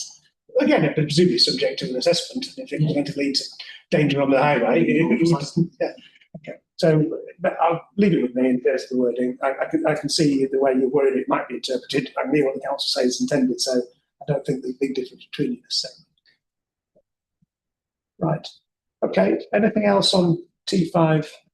Yes, there's one more thing. Yeah. I was somewhat disappointed to see the removal of support for an Elizabeth Line station in the Silvertown area. And it seems to have been based on a statement of common ground with TfL. Really, from our position, we're not clear on what changed in Newham. We always understood Newham to be supportive for the principle of a station in this area. But yes, it's something we'd like to see put into the policy again. Where was it? Where was this change made? It's not a modification. It's in T5.4, the implementation text. So it previously stated, basically our sustainable transport strategy doesn't show a need for an Elizabeth Line station. The text previously acknowledged that it's a desire of the airport to have one, and previously acknowledged that we would support private funding of that. It's not something that we or TfL would be willing to fund because evidence doesn't show that it's required.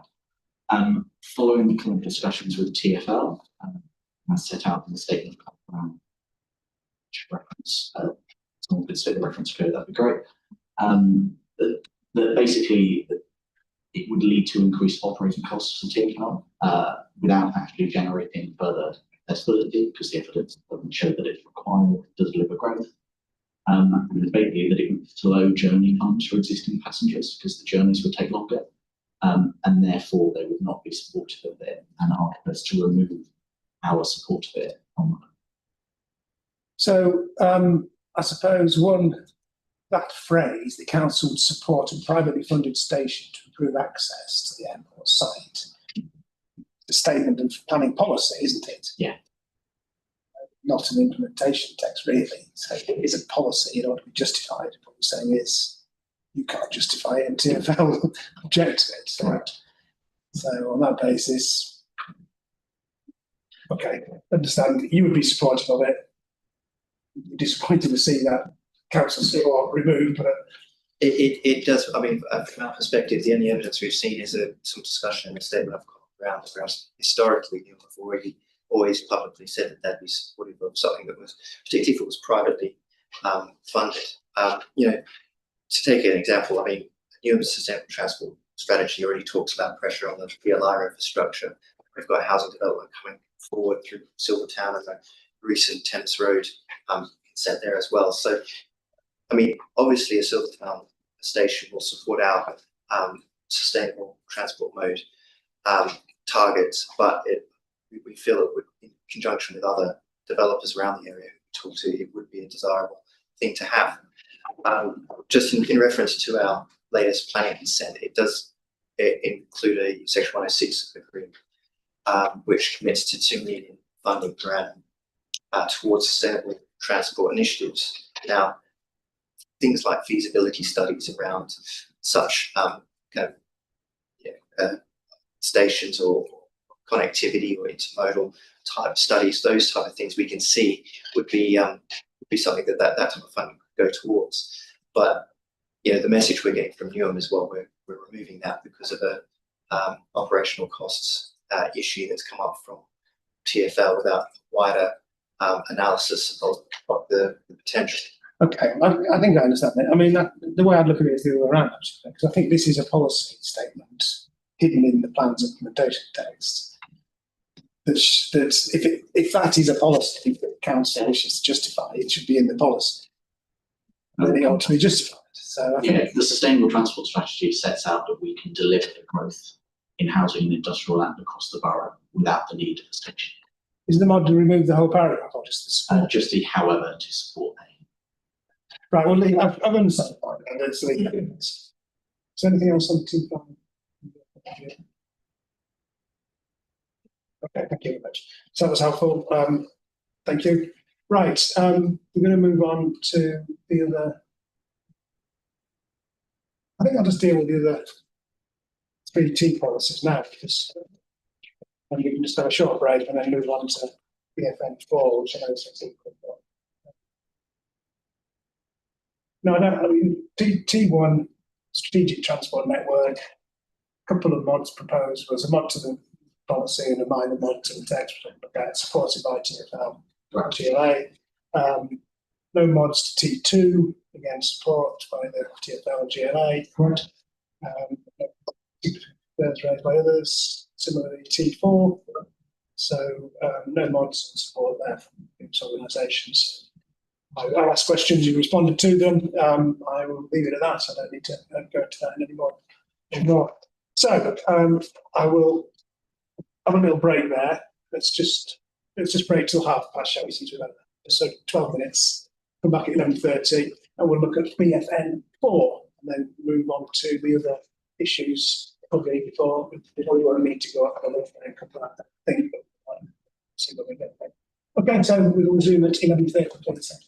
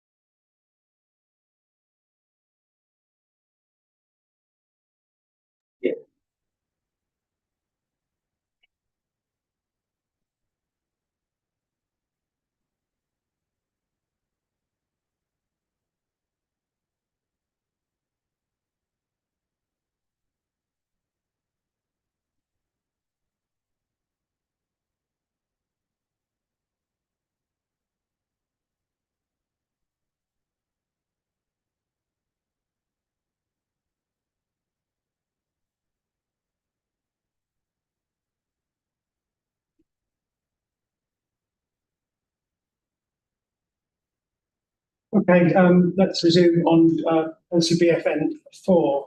If you could please, a modification proposed to the implementation text. Yeah. Just to clarify, I suppose, that the phrase about government guidance referring to the amount paid for land is not considered to be an exceptional reason to justify it's changed from provision of sites with liability clarify, well, they're not meeting the policy requirements on liability grounds yet. Right. Okay, well, if anyone wants to comment on that, they can. So let's look at the priorities first in this, and then if anyone's got any, I know there are other elements of it that people have got some comments and concerns about. So if we look at BFN for part 3 first. So before that, the London plan, policy DF1 part D, says that when setting policies seeking planning obligations in development and plan documents, this is, I suppose, technically what it is, and in situations where it's demonstrated that planning obligations cannot viably be supported by a specific development, applicants and decision makers should first apply priority to affordable housing and necessary public transport improvements. So I think they're on a level we try to achieve necessary public transport improvements and then affordable housing. And then following this, recognise some other things: the role large sites can play in delivering health and education infrastructure, the importance of affordable workspace, culture and leisure facilities, delivering good growth. So they're secondary. So that's the prioritisation of the London plan, and whether that to be rigidly applied across all of London, I suppose you can comment on that. But then we bring on to policy BFN 4 part 3, and that prioritises firstly affordable housing and family housing. I think that's equally, yeah, and that's basically complying with policy H3 and policy H4. Yeah, so that's what that is. And I think on St William's list of things that have the biggest hit on viability, I'll come back to that, see if council agree. They are two of the most significant things in terms of affecting viability of schemes: the provision of affordable housing and family housing. Yeah, yeah. Okay. Then comes second priority in part B here: local access to employment and training. And that presumably means complying with the formula tariff that talked about and talked about again in policy J4. So paying that full amount of tariff or whatever is negotiated, or complying with policy J4 and whatever the mechanism is through that. Okay, so again, that's what we're going to talk about. So we've got some figures about the implications of what that tariff does and doesn't do for viability. So we'll talk about those in due course. But so that's the next one on the list, yeah. Then comes delivery of required infrastructure. I mean, we touched on this, but I'll ask the same thing again if I've already asked it. But I mean, if it's required infrastructure, whether it's a transport or whether it's a contribution for a new school that's needed to serve the development, if it's essential to make the development acceptable in planning terms, surely that would have to come before the affordable housing or the family housing or the employment and training tax, wouldn't it? So in practice, our development management colleagues will set out in their negotiations with developers, but also in the reports that we express to committee, kind of the local needs that may well have flexed and may well have be responding to different things at the time. Lots of our site allocations potentially come forward with higher densities than we maybe have anticipated in the plan, for example. Yeah. And so this hierarchy is just recognising that yes, there are site-specific mitigation that need to be delivered, but there might also be other infrastructure sufficiency provisions off-site, and that's where that balance comes into the mix.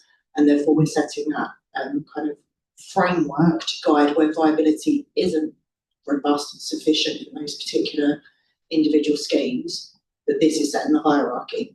But it is a planning judgment on each individual case, and we're just offering kind of that guidance now as to our hierarchy. We do recognise that there is a negotiation on each individual scheme. But well, we'll talk about the prioritisation and why and the impact on liability, but I'm still struggling to understand that if required infrastructure, i.e. required infrastructure, that implies to me that's infrastructure that is essential to make the development acceptable in planning terms. Whether it's I don't know, an improvement to a public transport service because of the traffic implications, or it's a new school because if there wasn't school provided, there wouldn't be school places for the children living on the site. So if that's essential to make the development planning acceptable in planning terms, surely that has to come first before you then.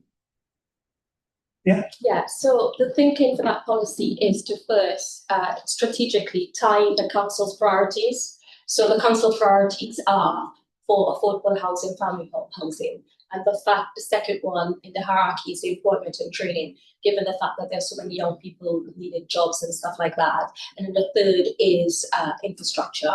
But what we're saying as well in the implementation text, that's flexible. It is recognised in the council's priorities. It's flexible in that if we think there's a critical infrastructure needed to unlock the growth, then we will negotiate on that prioritisation. So it could be that the infrastructure gets delivered before that priority prioritisation. Sorry to interrupt, but okay. But we'll talk about the justification for prioritisation and the implication on viability. But I think my concern would maybe go away if you just remove the word required, delivery of other infrastructure or supporting infrastructure or something.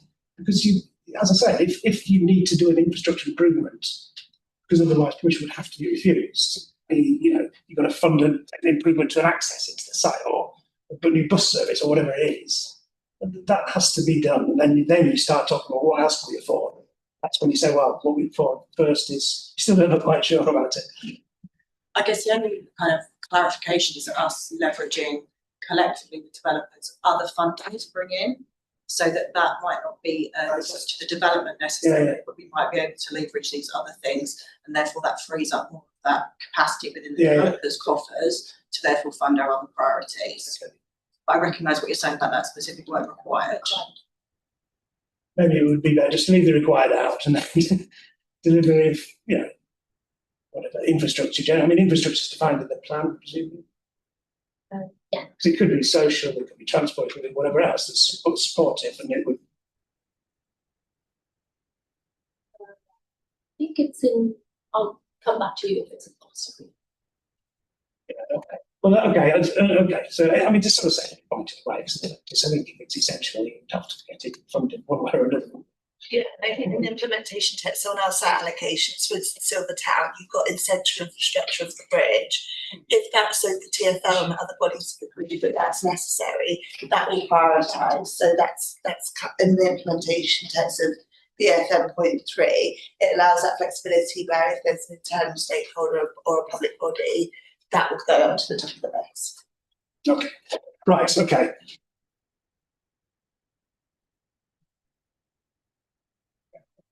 Right. So then, so this policy is clearly not consistent with London Plan DF1, and the GLA have objected. I think on that, but what they have objected, haven't they? They've not raised it as a general control issue. Yeah. So okay. Whether we're at the end of all this, and when we come back to look at in the round general conformity GLA, we have a list of outstanding concerns or not that may give them an overall view, but ultimately I'll have to decide. But so there's a GLA objection. Is there anything in the London Plan provides? I mean, I didn't notice anything flexibility around that prioritisation. I don't think you referred to it. No, it hasn't got that flexibility.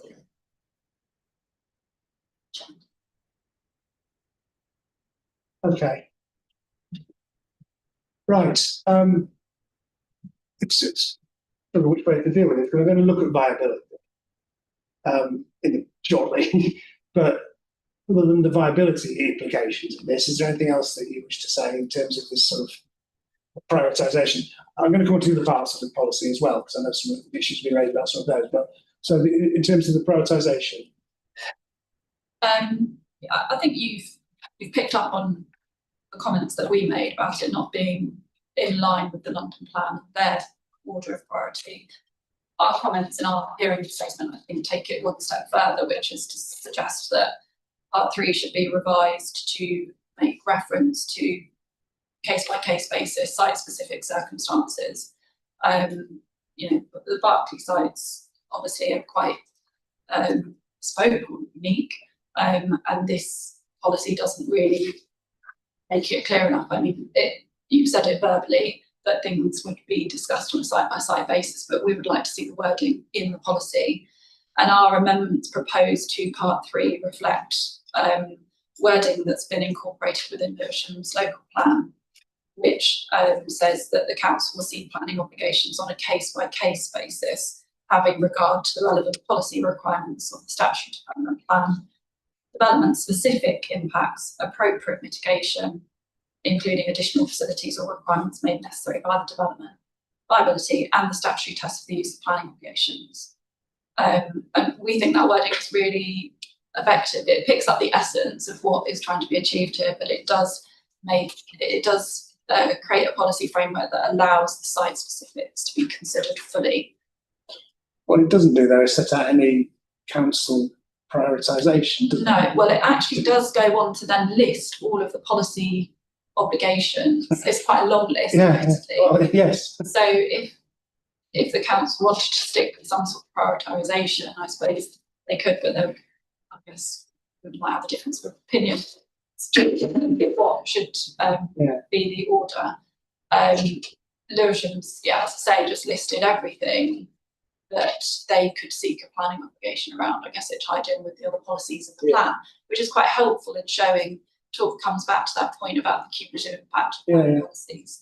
It's not always necessarily just planning obligations, is it? This prioritisation, because, for example, the fact that the mix of homes, family homes, sizes, that's a design and issue. Yes, it's and a that policy has requirement, not just an obligation, a financial obligation. So this, I think, I assume this policy. Oh, I don't know. I don't know if it's meant to be dealing with that as well. I mean, there's other design issues, aren't there, about zero carbon and those sort of things that have cost implications. Yes. And they made but I think that's why the Lewisham list is the way that it is, because it isn't just obligations. It isn't just obligations. It's all the policy requirements. It's quite a long list, admittedly, but it's acknowledging, I guess, all of the things that developers have to commit to and have to think about, and everything that goes into the melting pot that ultimately impacts the viability of a scheme and the deliverability of a scheme. It doesn't prioritise them.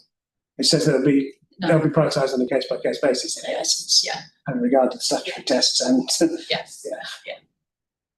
I guess it would be the role of policy H3 to explain that affordable housing is important to the borough, and whether it needs to sit in this policy. I'm not certain that it does.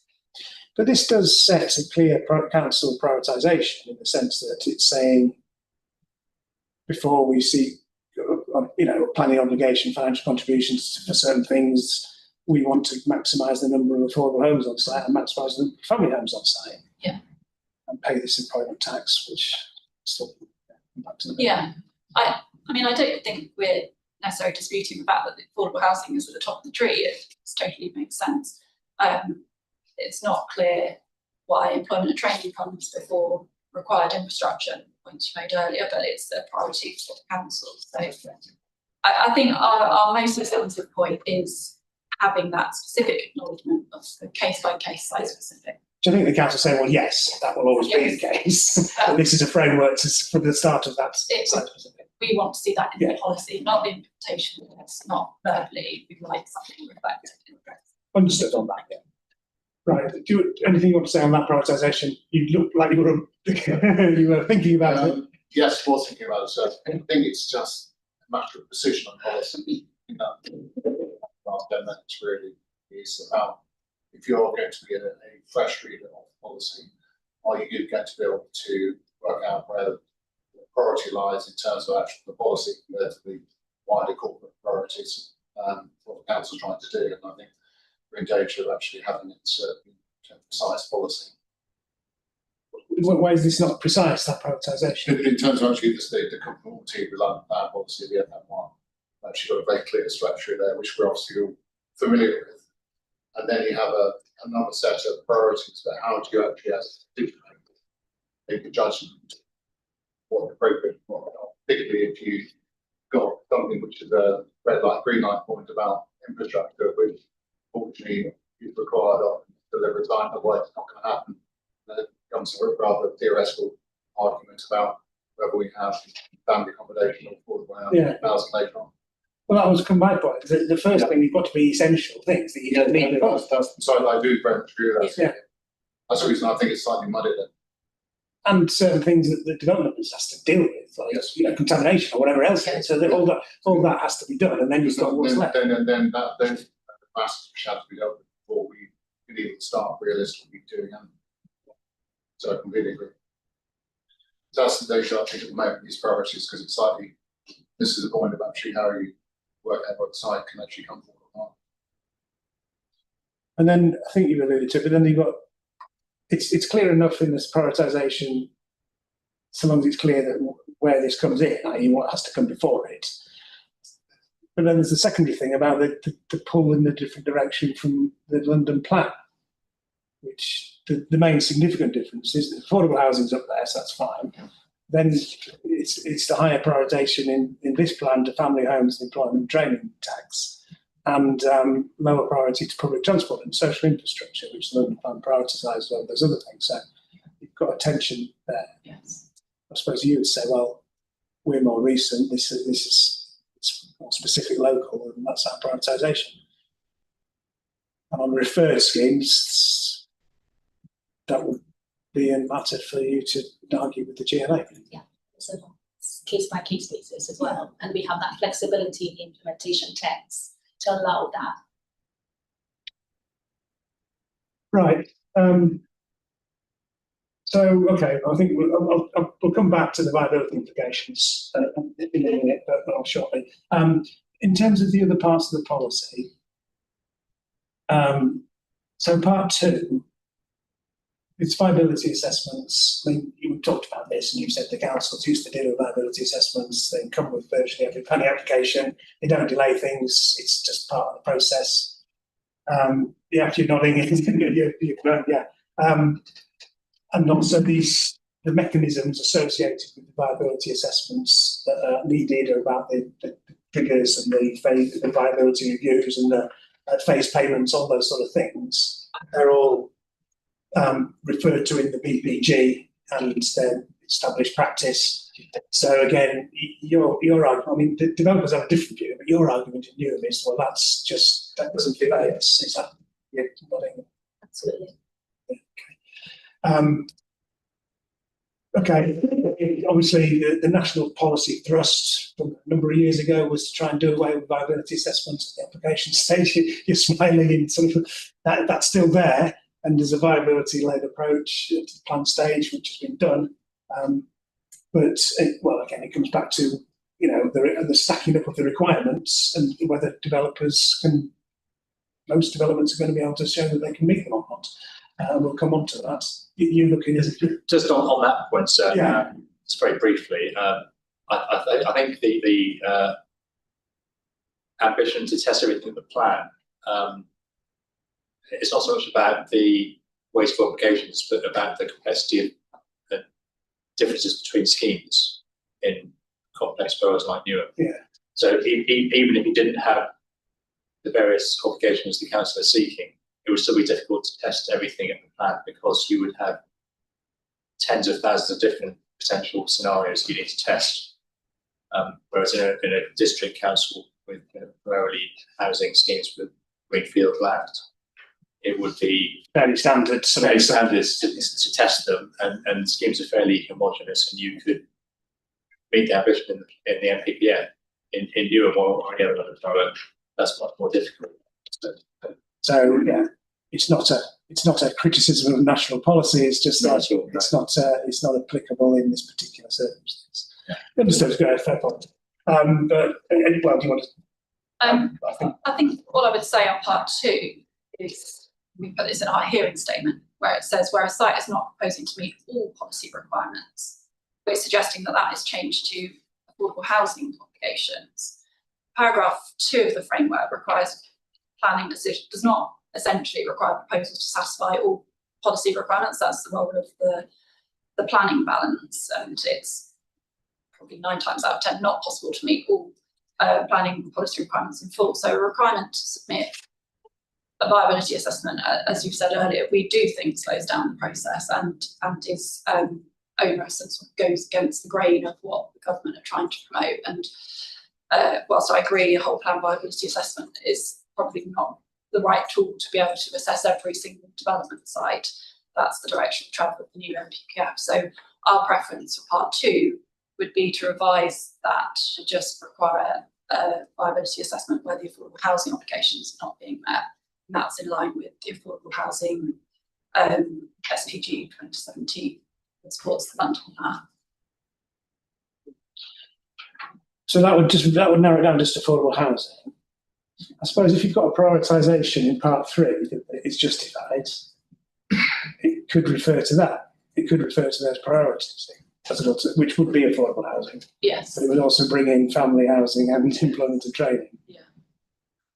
But it would be, so the point is, it's just all is too broad brush. It's just everything, inevitably, would just cover everything. Yes, exactly. So you want a prioritisation of when site-specific liability assessments. Yeah. And I think it's probably only the housing mix policy that's quite specific about viability being required alongside affordable. I'm trying to think what policies there are, but the wording at the moment is really. I see what you mean, but well, I mean, you could put it in subject to viability every time, couldn't you, in every policy? But I suppose this is how it's dealt with here. It says there's always.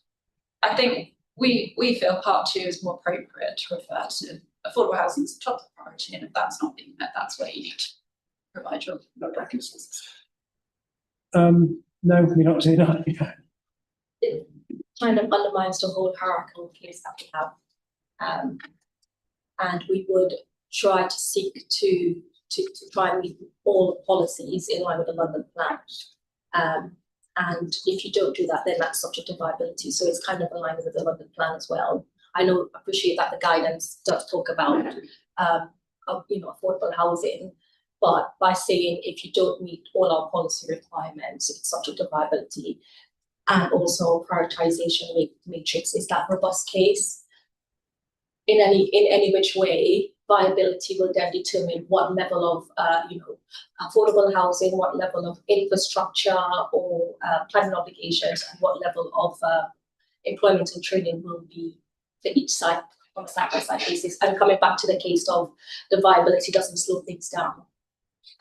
So yeah. Okay, well, there's obviously a difference in the on that. Okay, understood. Well, I get the point.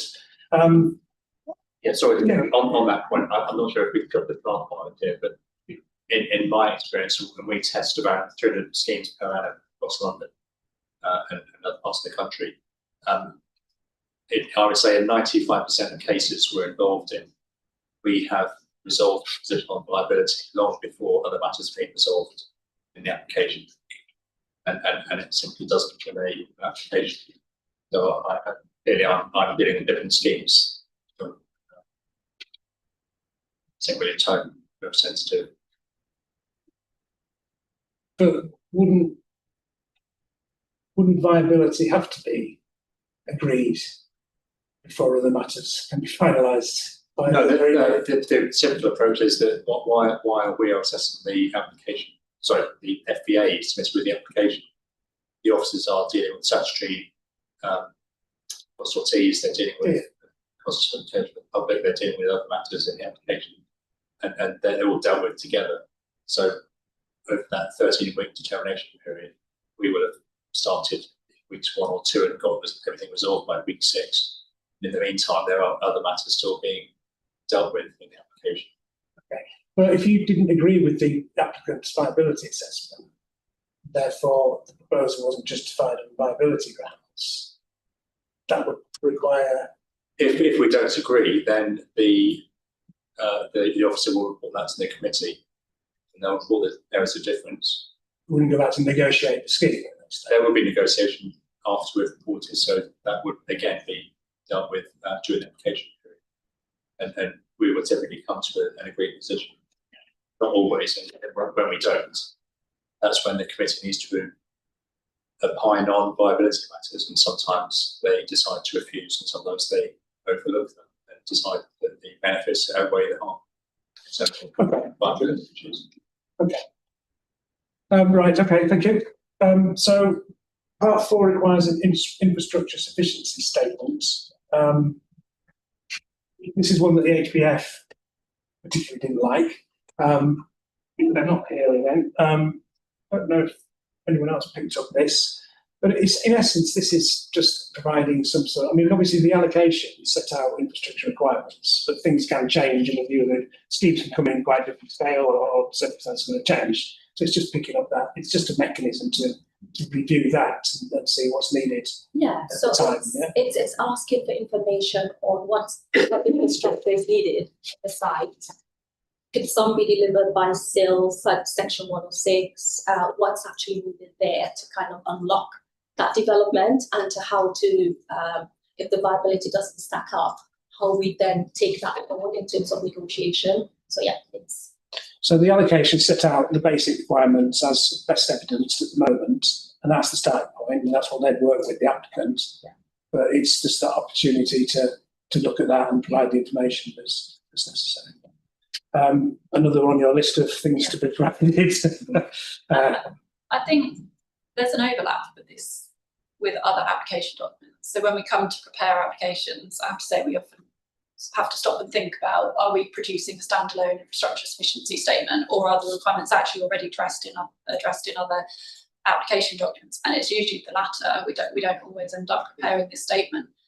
And then the same point that I made before, it feels like it should sit on the validation checklist. So it's, I personally find it quite an ambiguous requirement of what it's trying to achieve. I think it's covered by other application documents already. Well, I think going back to when I asked very early on in my questions, in the questions probably, to list all these different things, which about 70, I think. Yeah. And your response was, well, there isn't 70 new things here. These are mostly things that are dealt with in other. But I suppose then there's the question, well, why do you need to put them in the plan? Why aren't they just on the validation checklist? And you've responded to that. But I suppose it's okay. So if I accept that, I accept that. Does the plan just need to maybe say something very briefly when all these policy requirements refer to these things, that they're not necessarily standalone things, they're things that can be addressed through whatever, a planning statement, a design access statement, a transport assessment or whatever. Yeah, the infrastructure sufficiency statement, it could be sort of like a title within that planning statement. Yeah. It's the infrastructure sufficiency to then address all the points that we need to be addressed in that. So yeah, we could look at the implementation text and come up with something. I mean, it's not, well, it could be in here or it could be the introduction or just somewhere. It needs a sentence or two, doesn't it? It's what you said in response to the question early on, Yeah, I mean, it's complicated enough at the moment with an application. I think last thing we need is get more grants, get more statements. So I really suggest trying to avoid any more statements just so you can get to validation. It's a hugely costly operation. We have to obviously make sure that the applications can be properly serviced in terms of its infrastructure. It's why it's said, so just having to do yes another statement, which will lead to a delay in validation. It's really worry about the benefits of that and they have to do it anyhow. Yeah. So I think there's a clear steer government policy to actually try and reduce the amount of documentation rather than adding more.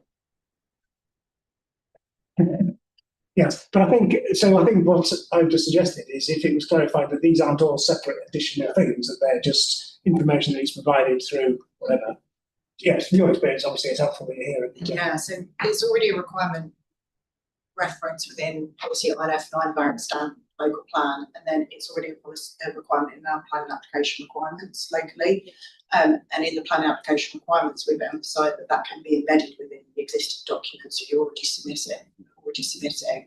And so it is our custom practice to be doing this anyway. Officers are making these assessments. We're just trying to make it that slightly bit more clearer that in a statement it needs to have a heading that says infrastructure sufficiency, just so that, like we're alluding to, if you're a member of the public and you pick up one of these documents, like the planning statement, it is a consolidated place for a lay person to kind of understand that assessment rather than having to go to each of the individual documents to understand things. So it's also about opening up that accessibility for our residents to actually be able to engage in the planning process as well. But I mean, you weren't here when we had the discussion, but apparently there are about 60 of these things, these statements or assessments or whatever information requirements listed in the policies of the plan. So it's the same point. They're useful to you, but they don't necessarily entail 60 different standalone documents. It's just, it needs to be clear where that information is provided. Right, good, thank you. Right, the only other point the HBF didn't like was the vacant building credit and how that's taken account of. Basically, it says it's not likely to be applicable in Newham in most cases. Yeah. Do you want just to explain? I mean, this is all to do with planning obligations. Yeah, so basically the London plan is quite clear to discourage vacant building credits in London Borough. And indeed, that's the case for most London boroughs. We try to discourage vacant building credit. So what we do here is that we basically said, we won't support it, but in an extremely exceptional circumstances, it needs to submit like a financial viability assessment. And also the fact that, telling you what they need to submit in order for us to assess it. And in the implementation text, it's kind of making it clear that, because of the threshold for the vacancy, that it will still be liable and things like that. So it very much speaks to, we never had a application like that in the borough, and Jennifer can tell you a bit more about that. But in a case where it comes in, these are the hoops that you have to jump through, and it's setting out the kind of financial viability. We will accept sale payment, things like that. Okay. Can I add a few points? From a market perspective, vacant building credit was designed for areas with market failure, where there is a positive incentive required to developers to move forward sites for residential or any use. In London, there isn't such market failure, so there's strong competition for land in Newham, as any other London borough. And there's not that additional incentive needed to bring land forward development. So it's a national policy thing. Yeah. It's basically said because of Newham's particular circumstances, it's just not generally applicable. Which again is reflected in the plan. Yeah. Okay, thank you. Right, thanks. Is there anything else on BFN 4? Or move on to some of these action points that arose mainly from week 1, which I don't think we've learned from, but it's spoken about. I'd like to make sure I went through them, and then just go on to the sort of viability issues that we could talk about today. Right, so first of all, there's action point 1, going right back to the beginning, was the clarification of what are the policies in the plan, and that was done. So there's a paragraph, in addition to the paragraph, there's also boxes would have policy written in them as well. That's, I don't think we've got any quibbles with that. I can't exactly remember why, but we had a discussion about the showing the concern. It was all to do with the policy implementation of policy BFN 1, the neighbourhood policies. Be clear about what the transform, conserve, and enhance areas are. Oh, yeah, the map. Yeah, that's just for clarity. Yeah. So they're referred to in policy, but it wasn't clear what the areas were. Yeah. So we brought that out into the diagram, the neighbourhood diagram in part 2. So yes. I suppose the question is, should that be on we talk about this, should they be on the policies map? Could they be map, or are they more diagrammatic than that? I think we had this discussion, didn't we? Because they can be a bit fluid, can't they? Yeah. Should they be on the key diagram? Okay. At least. I think we said that the best place for it to be is in that strategic the neighbourhoods. The neighbourhoods. To kind of show exactly where transform, conserve, and enhance thing is. So remind me where the policy is. The reason that it was important to be clear where the areas were, because there is a policy that relates to them. Yeah. So where is it? BFN? Was it D3? Yeah, it's mainly D3. Yeah. Okay, I so, think because of the site allocations, it was to have that diagram that was illustrative that we haven't yet, Strategic. which is in part 2, yeah. so D3 could refer, if it refers to the conserve, enhance and transform areas, it could say, as indicated on. Yeah. Exactly.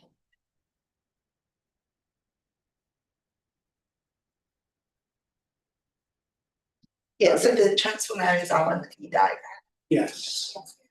But, and the conserve areas, other conservation or the areas. conservation areas. And the enhanced areas were. Yeah. Well, yeah, pretty much, Yeah. yeah. Although there's the dark green on this diagram, which are the local green spaces, mall, etc. presumably. Yeah, are you looking at? I'm looking at it, isn't it, the amended neighbourhood diagram. I mean, it's really much subject to analysis. Okay. Then we have the qualification or the clarification of the approach to the relationship between allocation policies, the Part 1 policies, and the site maps as they were. And then, so this is all done within the paragraph 4.3 modification. Yeah. We had a discussion about the last sentence of the third paragraph yesterday, which I think you accepted it could just be deleted because it didn't. Yeah, I think the only when I was thinking about this is obviously we have, as we discussed today, local centres, areas of buffering, which obviously are helpful in the mapping to illustrate where those can be. But there are policy requirements like green space, etc., that are indicative and that can come forward in different ways. So I think that last sentence is a good sentence to have because it allows discussions to be had so a different layout can come forward. But I think it's also to make sure those discussions are had that those things aren't getting lost in those areas that one put in terms of the buffering, local centre boundaries, etc.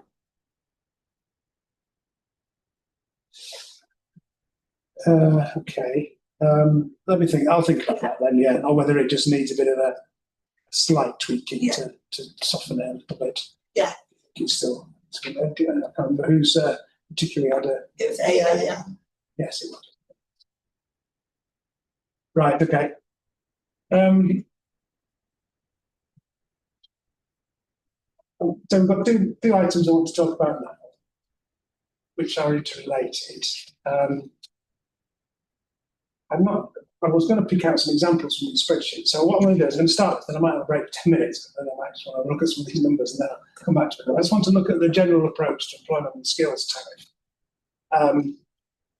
So basically, when we discussed this at the matter rate hearing, you explained that it was justified because you think it meets the SIL regulations and the NPPF tests for financial contributions. It's consistent with London Plan Policy in 11 and is similar to an adopted policy J3. So I've had a think about it. So if you look at London Plan first, E11, the principle is all there. Development should support employment skills development, apprenticeships, and other education and training opportunities. Both construction and end user phases. So that's what the policy does. Then it goes on to sort of talk about including through Section 106 obligations where appropriate. So it's not a blanket approach to using Section 106. It's qualified by where appropriate, which presumably means where it meets the SIL tests and justified on a case-by-case basis.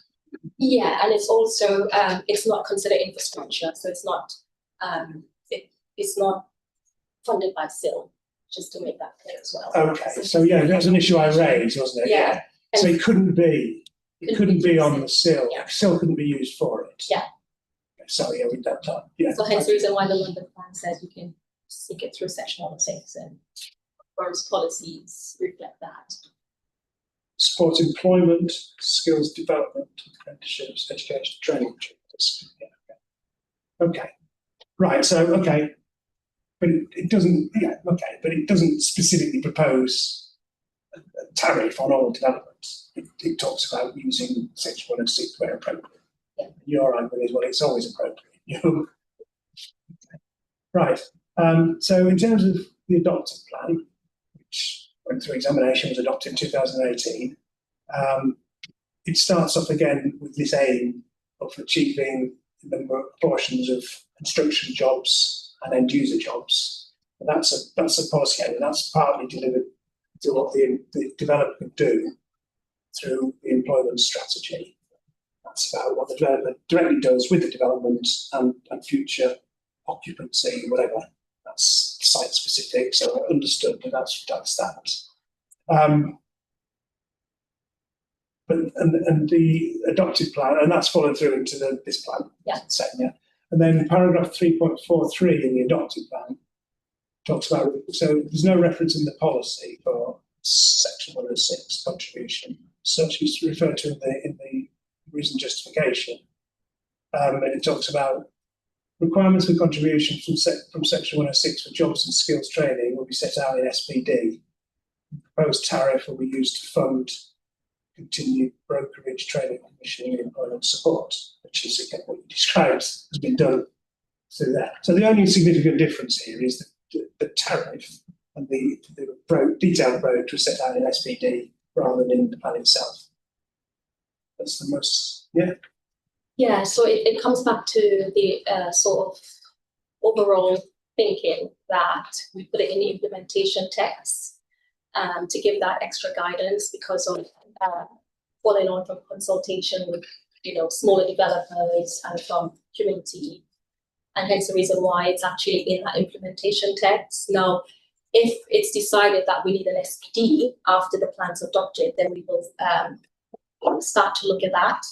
If more guidance needed for planning obligations on a whole, then the council could do an SPD. But your general approach here, and we had this discussion, is all the implementation text. I say, well, isn't this sort of thing could be dealt with in SPD? Yeah. So yes, it could be, but we put it in the plan for a good reason, and that's been done. And so yeah, I think so. So the principle, I think that isn't national policy moving away towards not having SPD.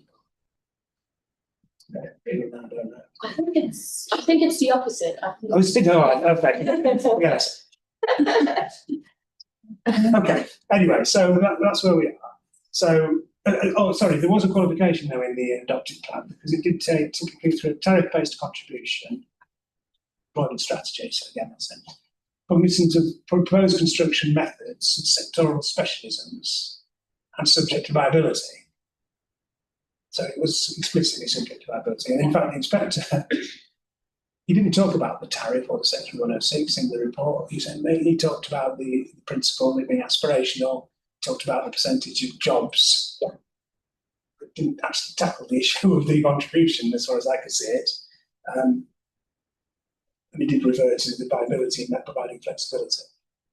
So, well, I mean, we don't, that's all we've got to go on. That's what was successful. We can see what was put in and what the council has subsequently done. You say other plans in London have similar policy. Yeah. When you say similar, do they have a into them? So most London boroughs do have that kind of detail in their SPD.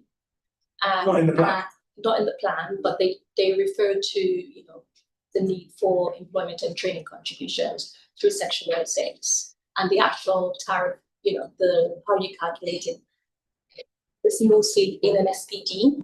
Again, it comes back to our approach of having that in our implementation text. Yes.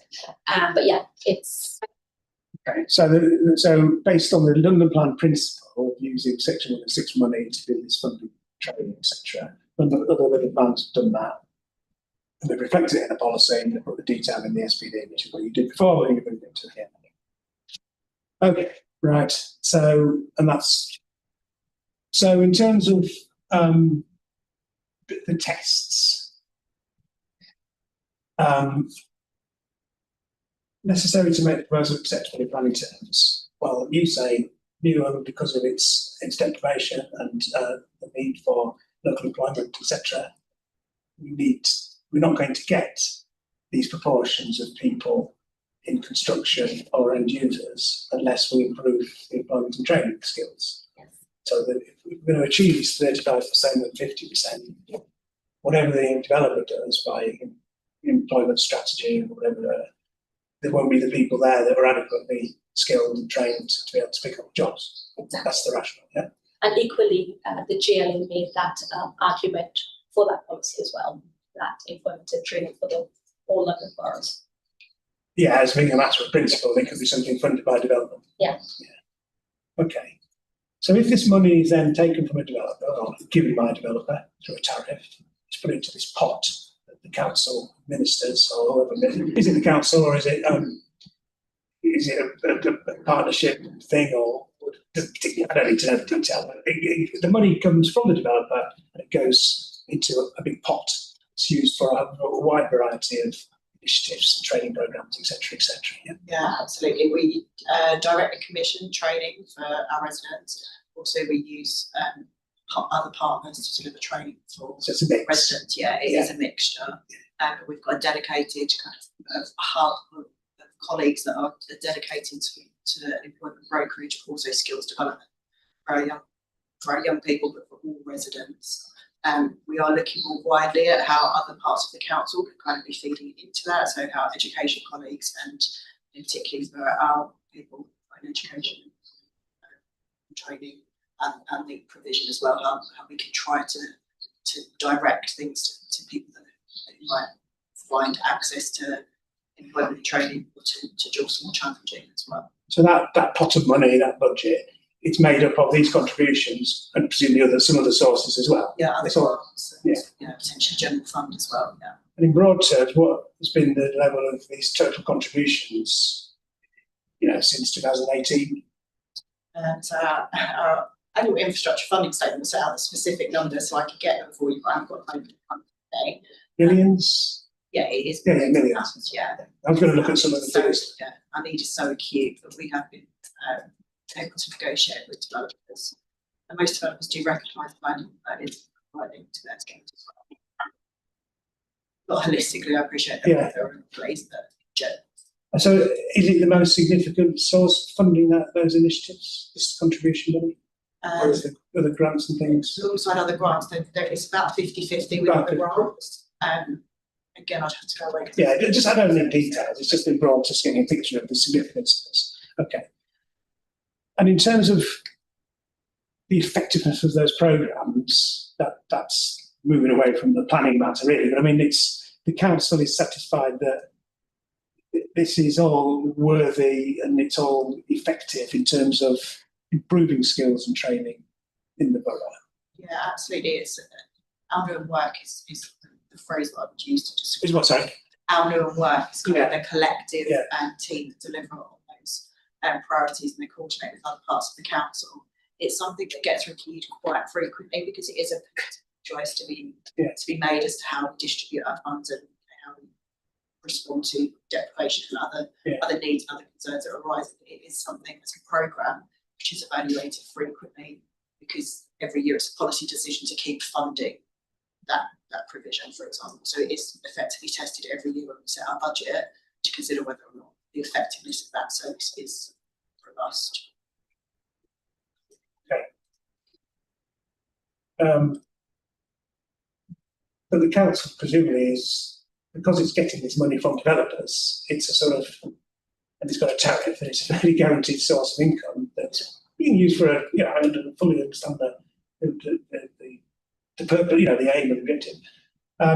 So in terms of skills, I mean, this again, it's beyond my expertise, but I mean, just generally, the whole purpose and the justification of it, it loops back to, if we're going to say it's directly related to that development, it loops back to these proportions of construction jobs and end user jobs that go to local residents, I guess. So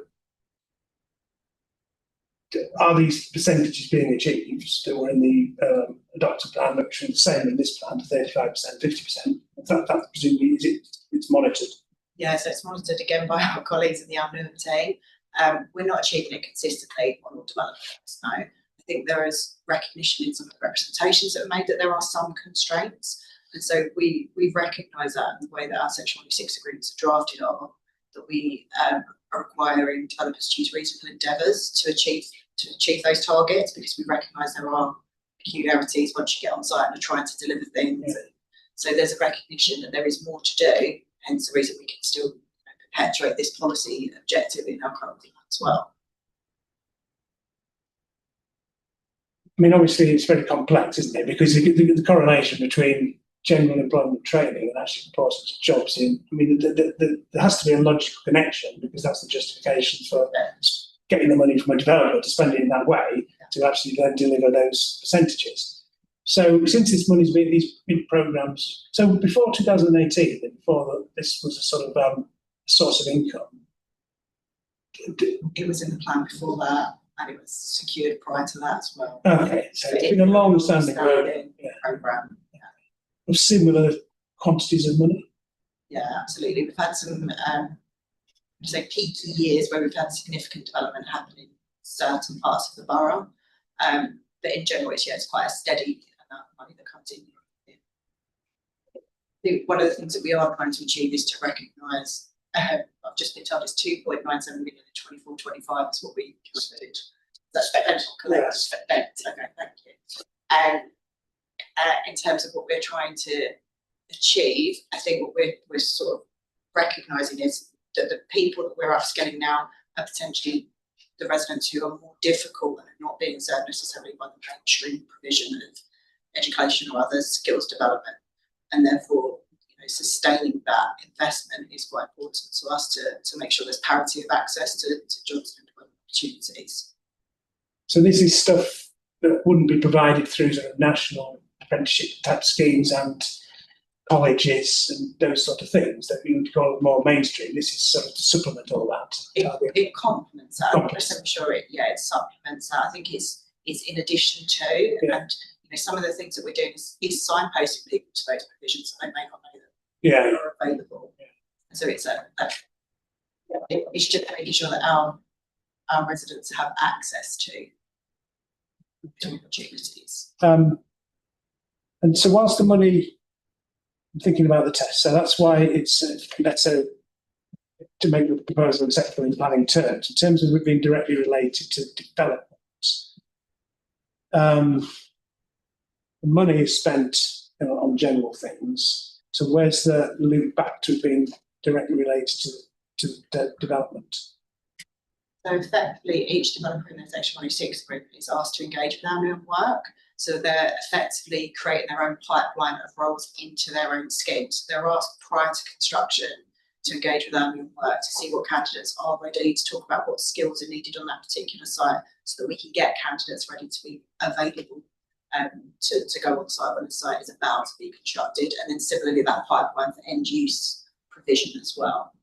And that negotiation and discussion is through what the developer has to provide through this employment strategy.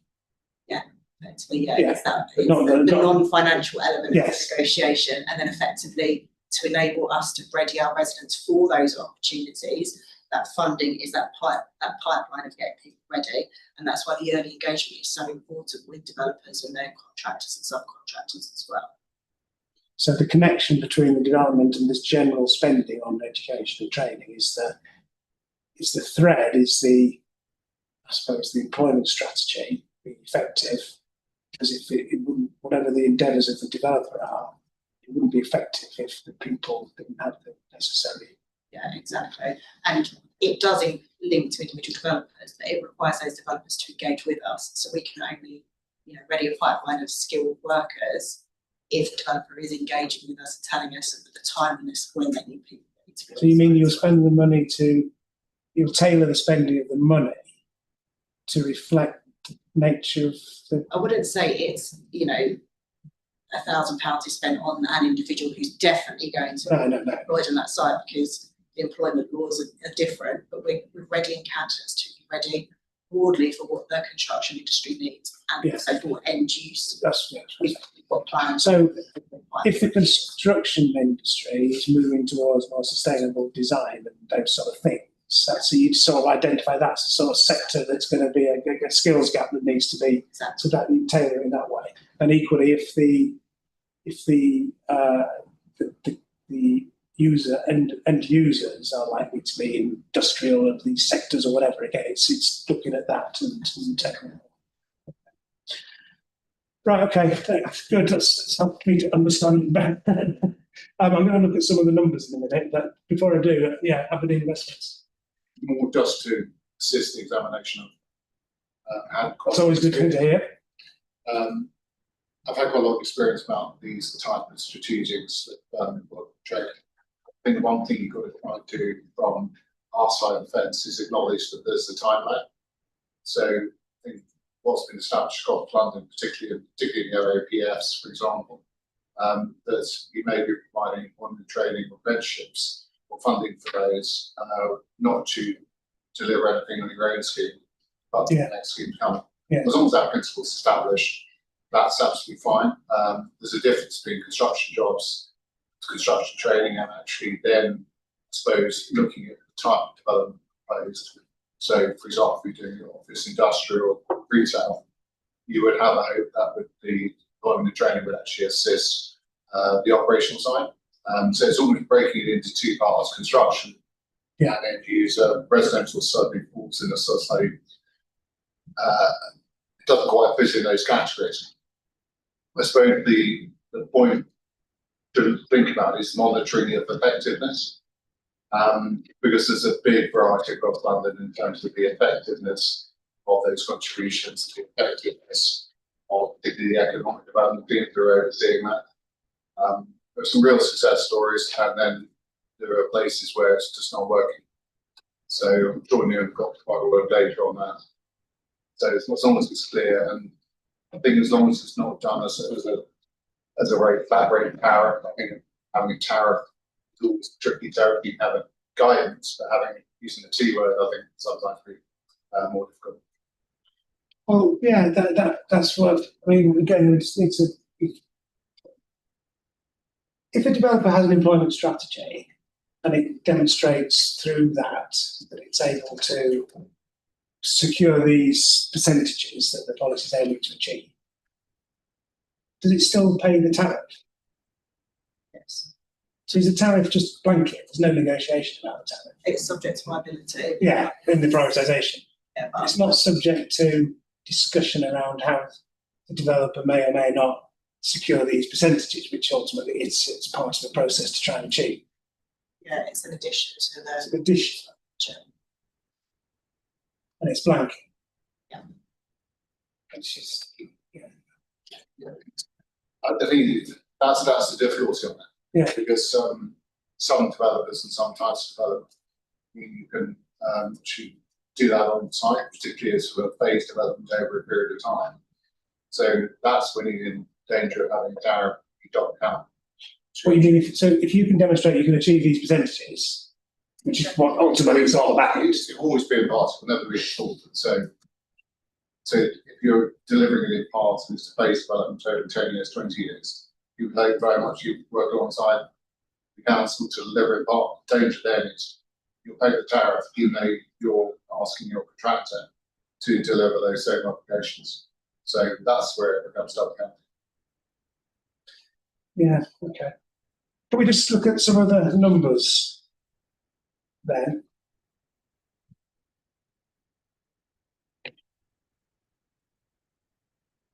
Sorry, is there anything else you can say? Right, so I asked two questions I asked, I can't remember which. The first one is I said, if you applied the policy, what would these contributions be? You provided that table. Before we look about the hit on liability, you provided some figures for me of what the total levy would be. Yeah. So I think so we've got some figures here, and obviously some of the figures are big. I mean, I'll just take the biggest example, I think, Beckton Riverside scenario, which I think is the scenario that's row 23 in this table. I think it's the scenario that the council said was most appropriate. We got I haven't put the other references. This is you know the table I'm talking about. Yeah. So to Riverside, one scenario, 43 million on total contribution. Yeah.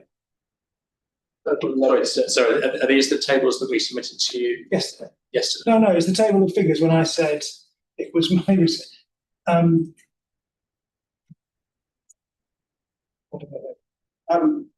AB 39 asked what the total contribution would be from the levy?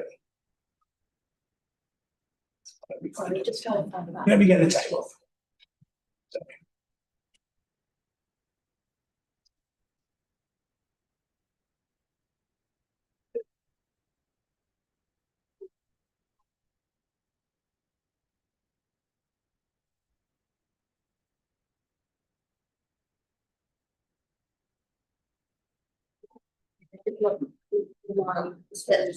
Yeah, sorry. Have you got the figures?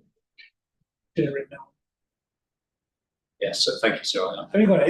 I think it's ED24A, isn't it? Yes, it is. Yeah. I would look at that. Anyway. Good. So we just take the example of effectively the side, and the figure is on the scenario, which was row 23 in this table, which I think was the council said that was the most appropriate scenario for this particular site. Well, it doesn't really matter. I mean, on another scenario, it's 50 million, but it's 43 million total levy. Yeah. So does that mean that figure, that's if the levy, just on the assumptions that the number of construction jobs and the end user jobs on that site gets affected because it's got a lot of commercial development on it and therefore there's a lot of end user jobs, yeah, but the figure's high. So then is that then the figure that you fed into the viability assessment? Or is this just another sort of, is that what you fully fed in terms of employment training contribution? Or did you feed something in different? Yeah, so this column, total levy, is the amount in the appraisal. That's what you've fed in. The policy. Okay. So that's fed in the worst case scenario. Well, it's in the scenario you pay this levy in full. Yeah. Okay. Fine. So that's one of the costs in for that site. Yeah. Yeah. So that. Yeah, I was wondering if the FEA, the whole plan viability, assumes all the priority items.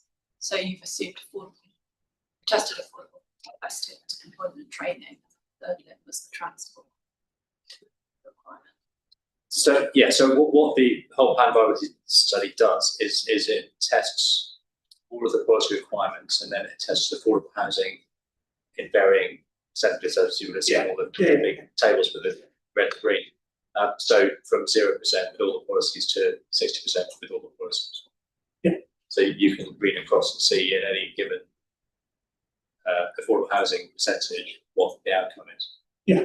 So I think it does. Okay, that's useful to understand. Yeah. I mean, I think some of it was put into into the baseline thing, wasn't it? Some of the section 106 was put into the baseline figure, so it wasn't explicitly fed into another column in the way that some of the requirements were. So in section 6 of the report, there is a section that looks at policies individually against a baseline position with affordable housing as a baseline. But the earlier testing in section 6, which tested the affordable housing, is the cumulative impact of all the policies, 0, 5, 10, 15, so on, %. And you provided that in a way that we talked about in week 1, and that's going to differences. And I've asked for another iteration, which you provided yesterday, which singles out the employment and training. The same figures again, and just looking at the effect of that particular policy requirement, but also looking at the 20% scenario in particular, as well as the 35 and 60. So we've got those, and so these are the figures we've now got.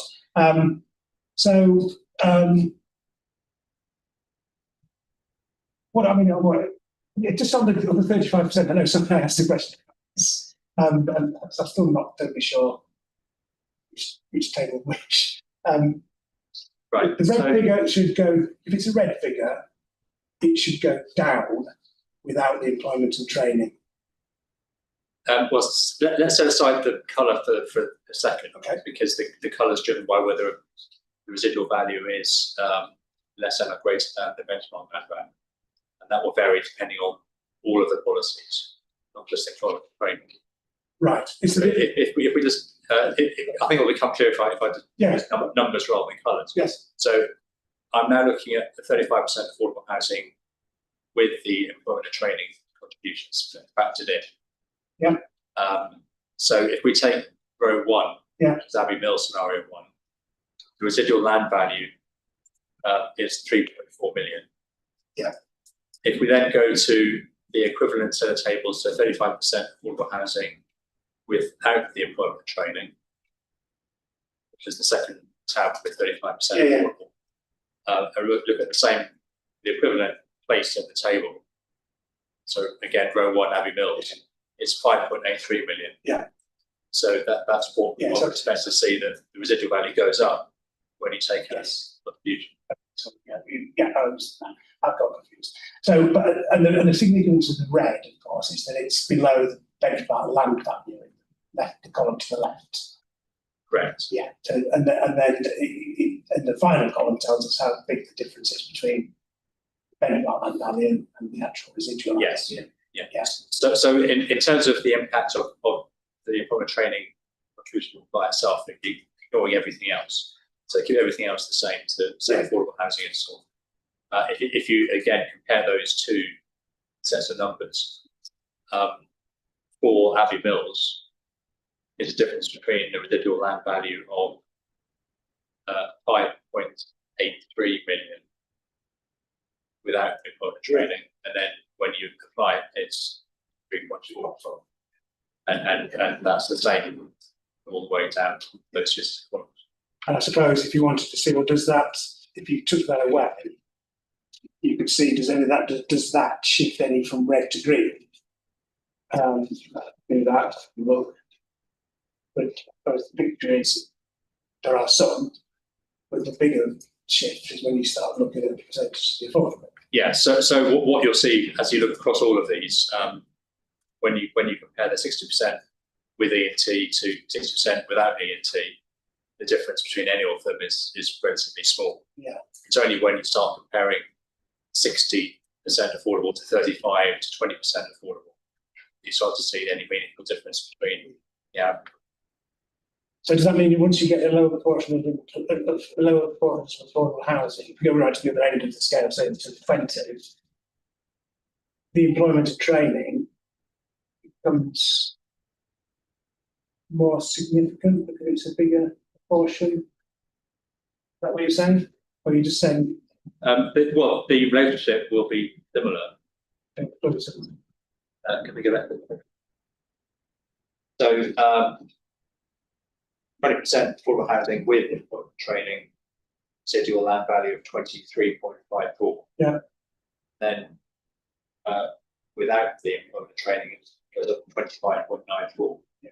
So it's relatively moderate in terms of the impact. And that's the same. Well, if we look at that big example that we just looked at, what the vector in side, what row did it say it was 23? And let's look at this. The scenario we should be looking at on that one would be the cleared BLV3, is it? The vector Riverside. Let's just look at that example. So if we look at row 23, cleared undeveloped. Which proportion are you on? I'm on 20%. Yeah, let's just look at that one. Yeah. Okay. So that looks.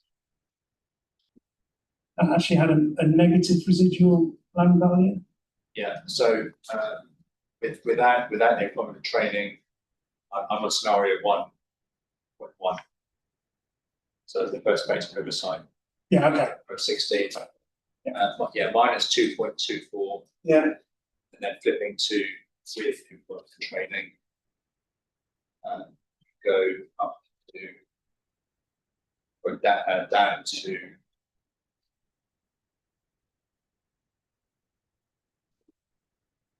minus 21.38.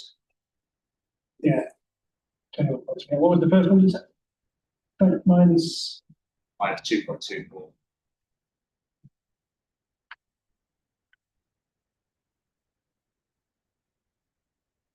Okay, right, thank you. So I think the outcome from all that is that it is a significant contribution. I mean, you've provided some figures about percentages, an average percentage, but it could be as great as a 50% effect on the residual land value, I think you said. Yeah, but the average is... It will vary, sir. Yeah. So when the starting residual land value is already very low, yeah, if you move any of the costs back, you get this astronomical movement. Yeah. And the average is, you say, like 13, the effect of this on the residual land value. Okay. So going back to where we were, the biggest the biggest influence on viability is the affordable housing requirement. The tenure mix, don't know, we've not really looked at that in any detail. Tenure mix is less significant as compared to the overall percentage of affordable. Yeah, so the biggest one, clearly the biggest one is the affordable, yeah. And then this one is there amongst the significant ones, employment and training, as is the family mix. Yeah, which is bad, and they happen to be the council's top priorities, the most significant things that affect viability. Right, so I think any final comments? No? Okay. So you don't, I mean, these figures, they are, you don't dispute them in any way. I think we'll reserve it to the hearing session. What you see there, the affordable housing, what the council end up. Yeah. Okay, right, so on that then, I think that covers everything we can cover today. As I said, general conformity and the plan, well, we'll look at that in the round with in terms of 2 weeks' time, the one item we do know is on the agenda is the this again, which is the council's response in terms of looking at the affordable housing requirements in the plan. So I think there was a meeting yesterday. Is there going to be a? So the latest update. Yes, the latest Director is that he's trying to get an outcome from the meeting, and he will let me know as soon as he knows. So hopefully, yeah. Okay. Well, all I can say then is that we've got the reserve days. Hopefully, I mean, I can't come back on a reserve day if we haven't got anything else to talk about. We've talked about this as far as we can talk about it. So it's over to you. You'll just have to let me know through the programme officer as soon as you can. Yeah. I will do an action point, as I've done before, on the various things this week. I've noted them down. I don't think there's anything hugely significant. I mean, if it always helps to give people the opportunity to discuss them. So if we're going to have further hearing sessions, they will probably be on the agenda. How significant many of them are, I don't know. The key thing really is to decide whether we're going to get what we're going to get and when on that. Yeah. Obviously, if there's any delay, I don't know, beyond the middle of next week, it may be that we'll just have to rethink about when the reserved hearing days are. It depends what it is and how long I need to think about it and other people need to. So that's all a bit uncertain, but I think it's as clear as we can be. We'll stick with the reserve week as we are, on the basis that we need to come back at some point to discuss this, and hopefully we'll have something to discuss. And if we are coming back, then maybe some other things we can pick up as well. Okay. Yes. Given this is probably one of the most important issues for the plan. Yeah. Do we need to talk about sort of how long we're going to have between you and hopefully reaching a conclusion, or perhaps narrowing down of where the areas of discussion are going to be when that foundation hearing actually takes place? We actually make it more meaningful for you. So we say we actually decide that they've looked at things, the higher percentage actually is just not remotely realistic, and there has been a step change in how viability is now considered across London, particularly in the borough. Then that probably would be a more helpful platform to narrow the conversation down to help you inform your decisions. I think we just need a bit of lead in time rather than just landing. Well, I think that's what I was saying, really. That if we don't get a response by Wednesday, say, is it going to? I'm not saying definitely, but that's depends what the response is. Yeah, I know.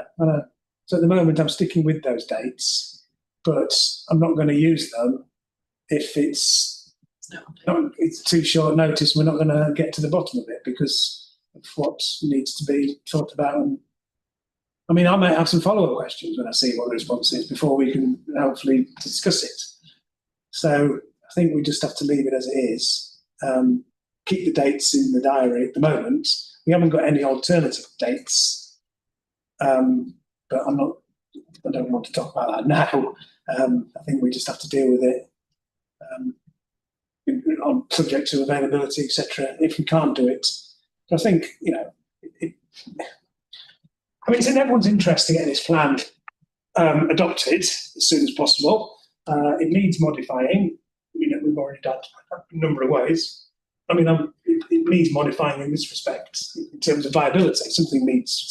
Sorry, I know you itemised some other things in your response, interim response to AP2 that provides greater flexibility. Sorry, I didn't cover this.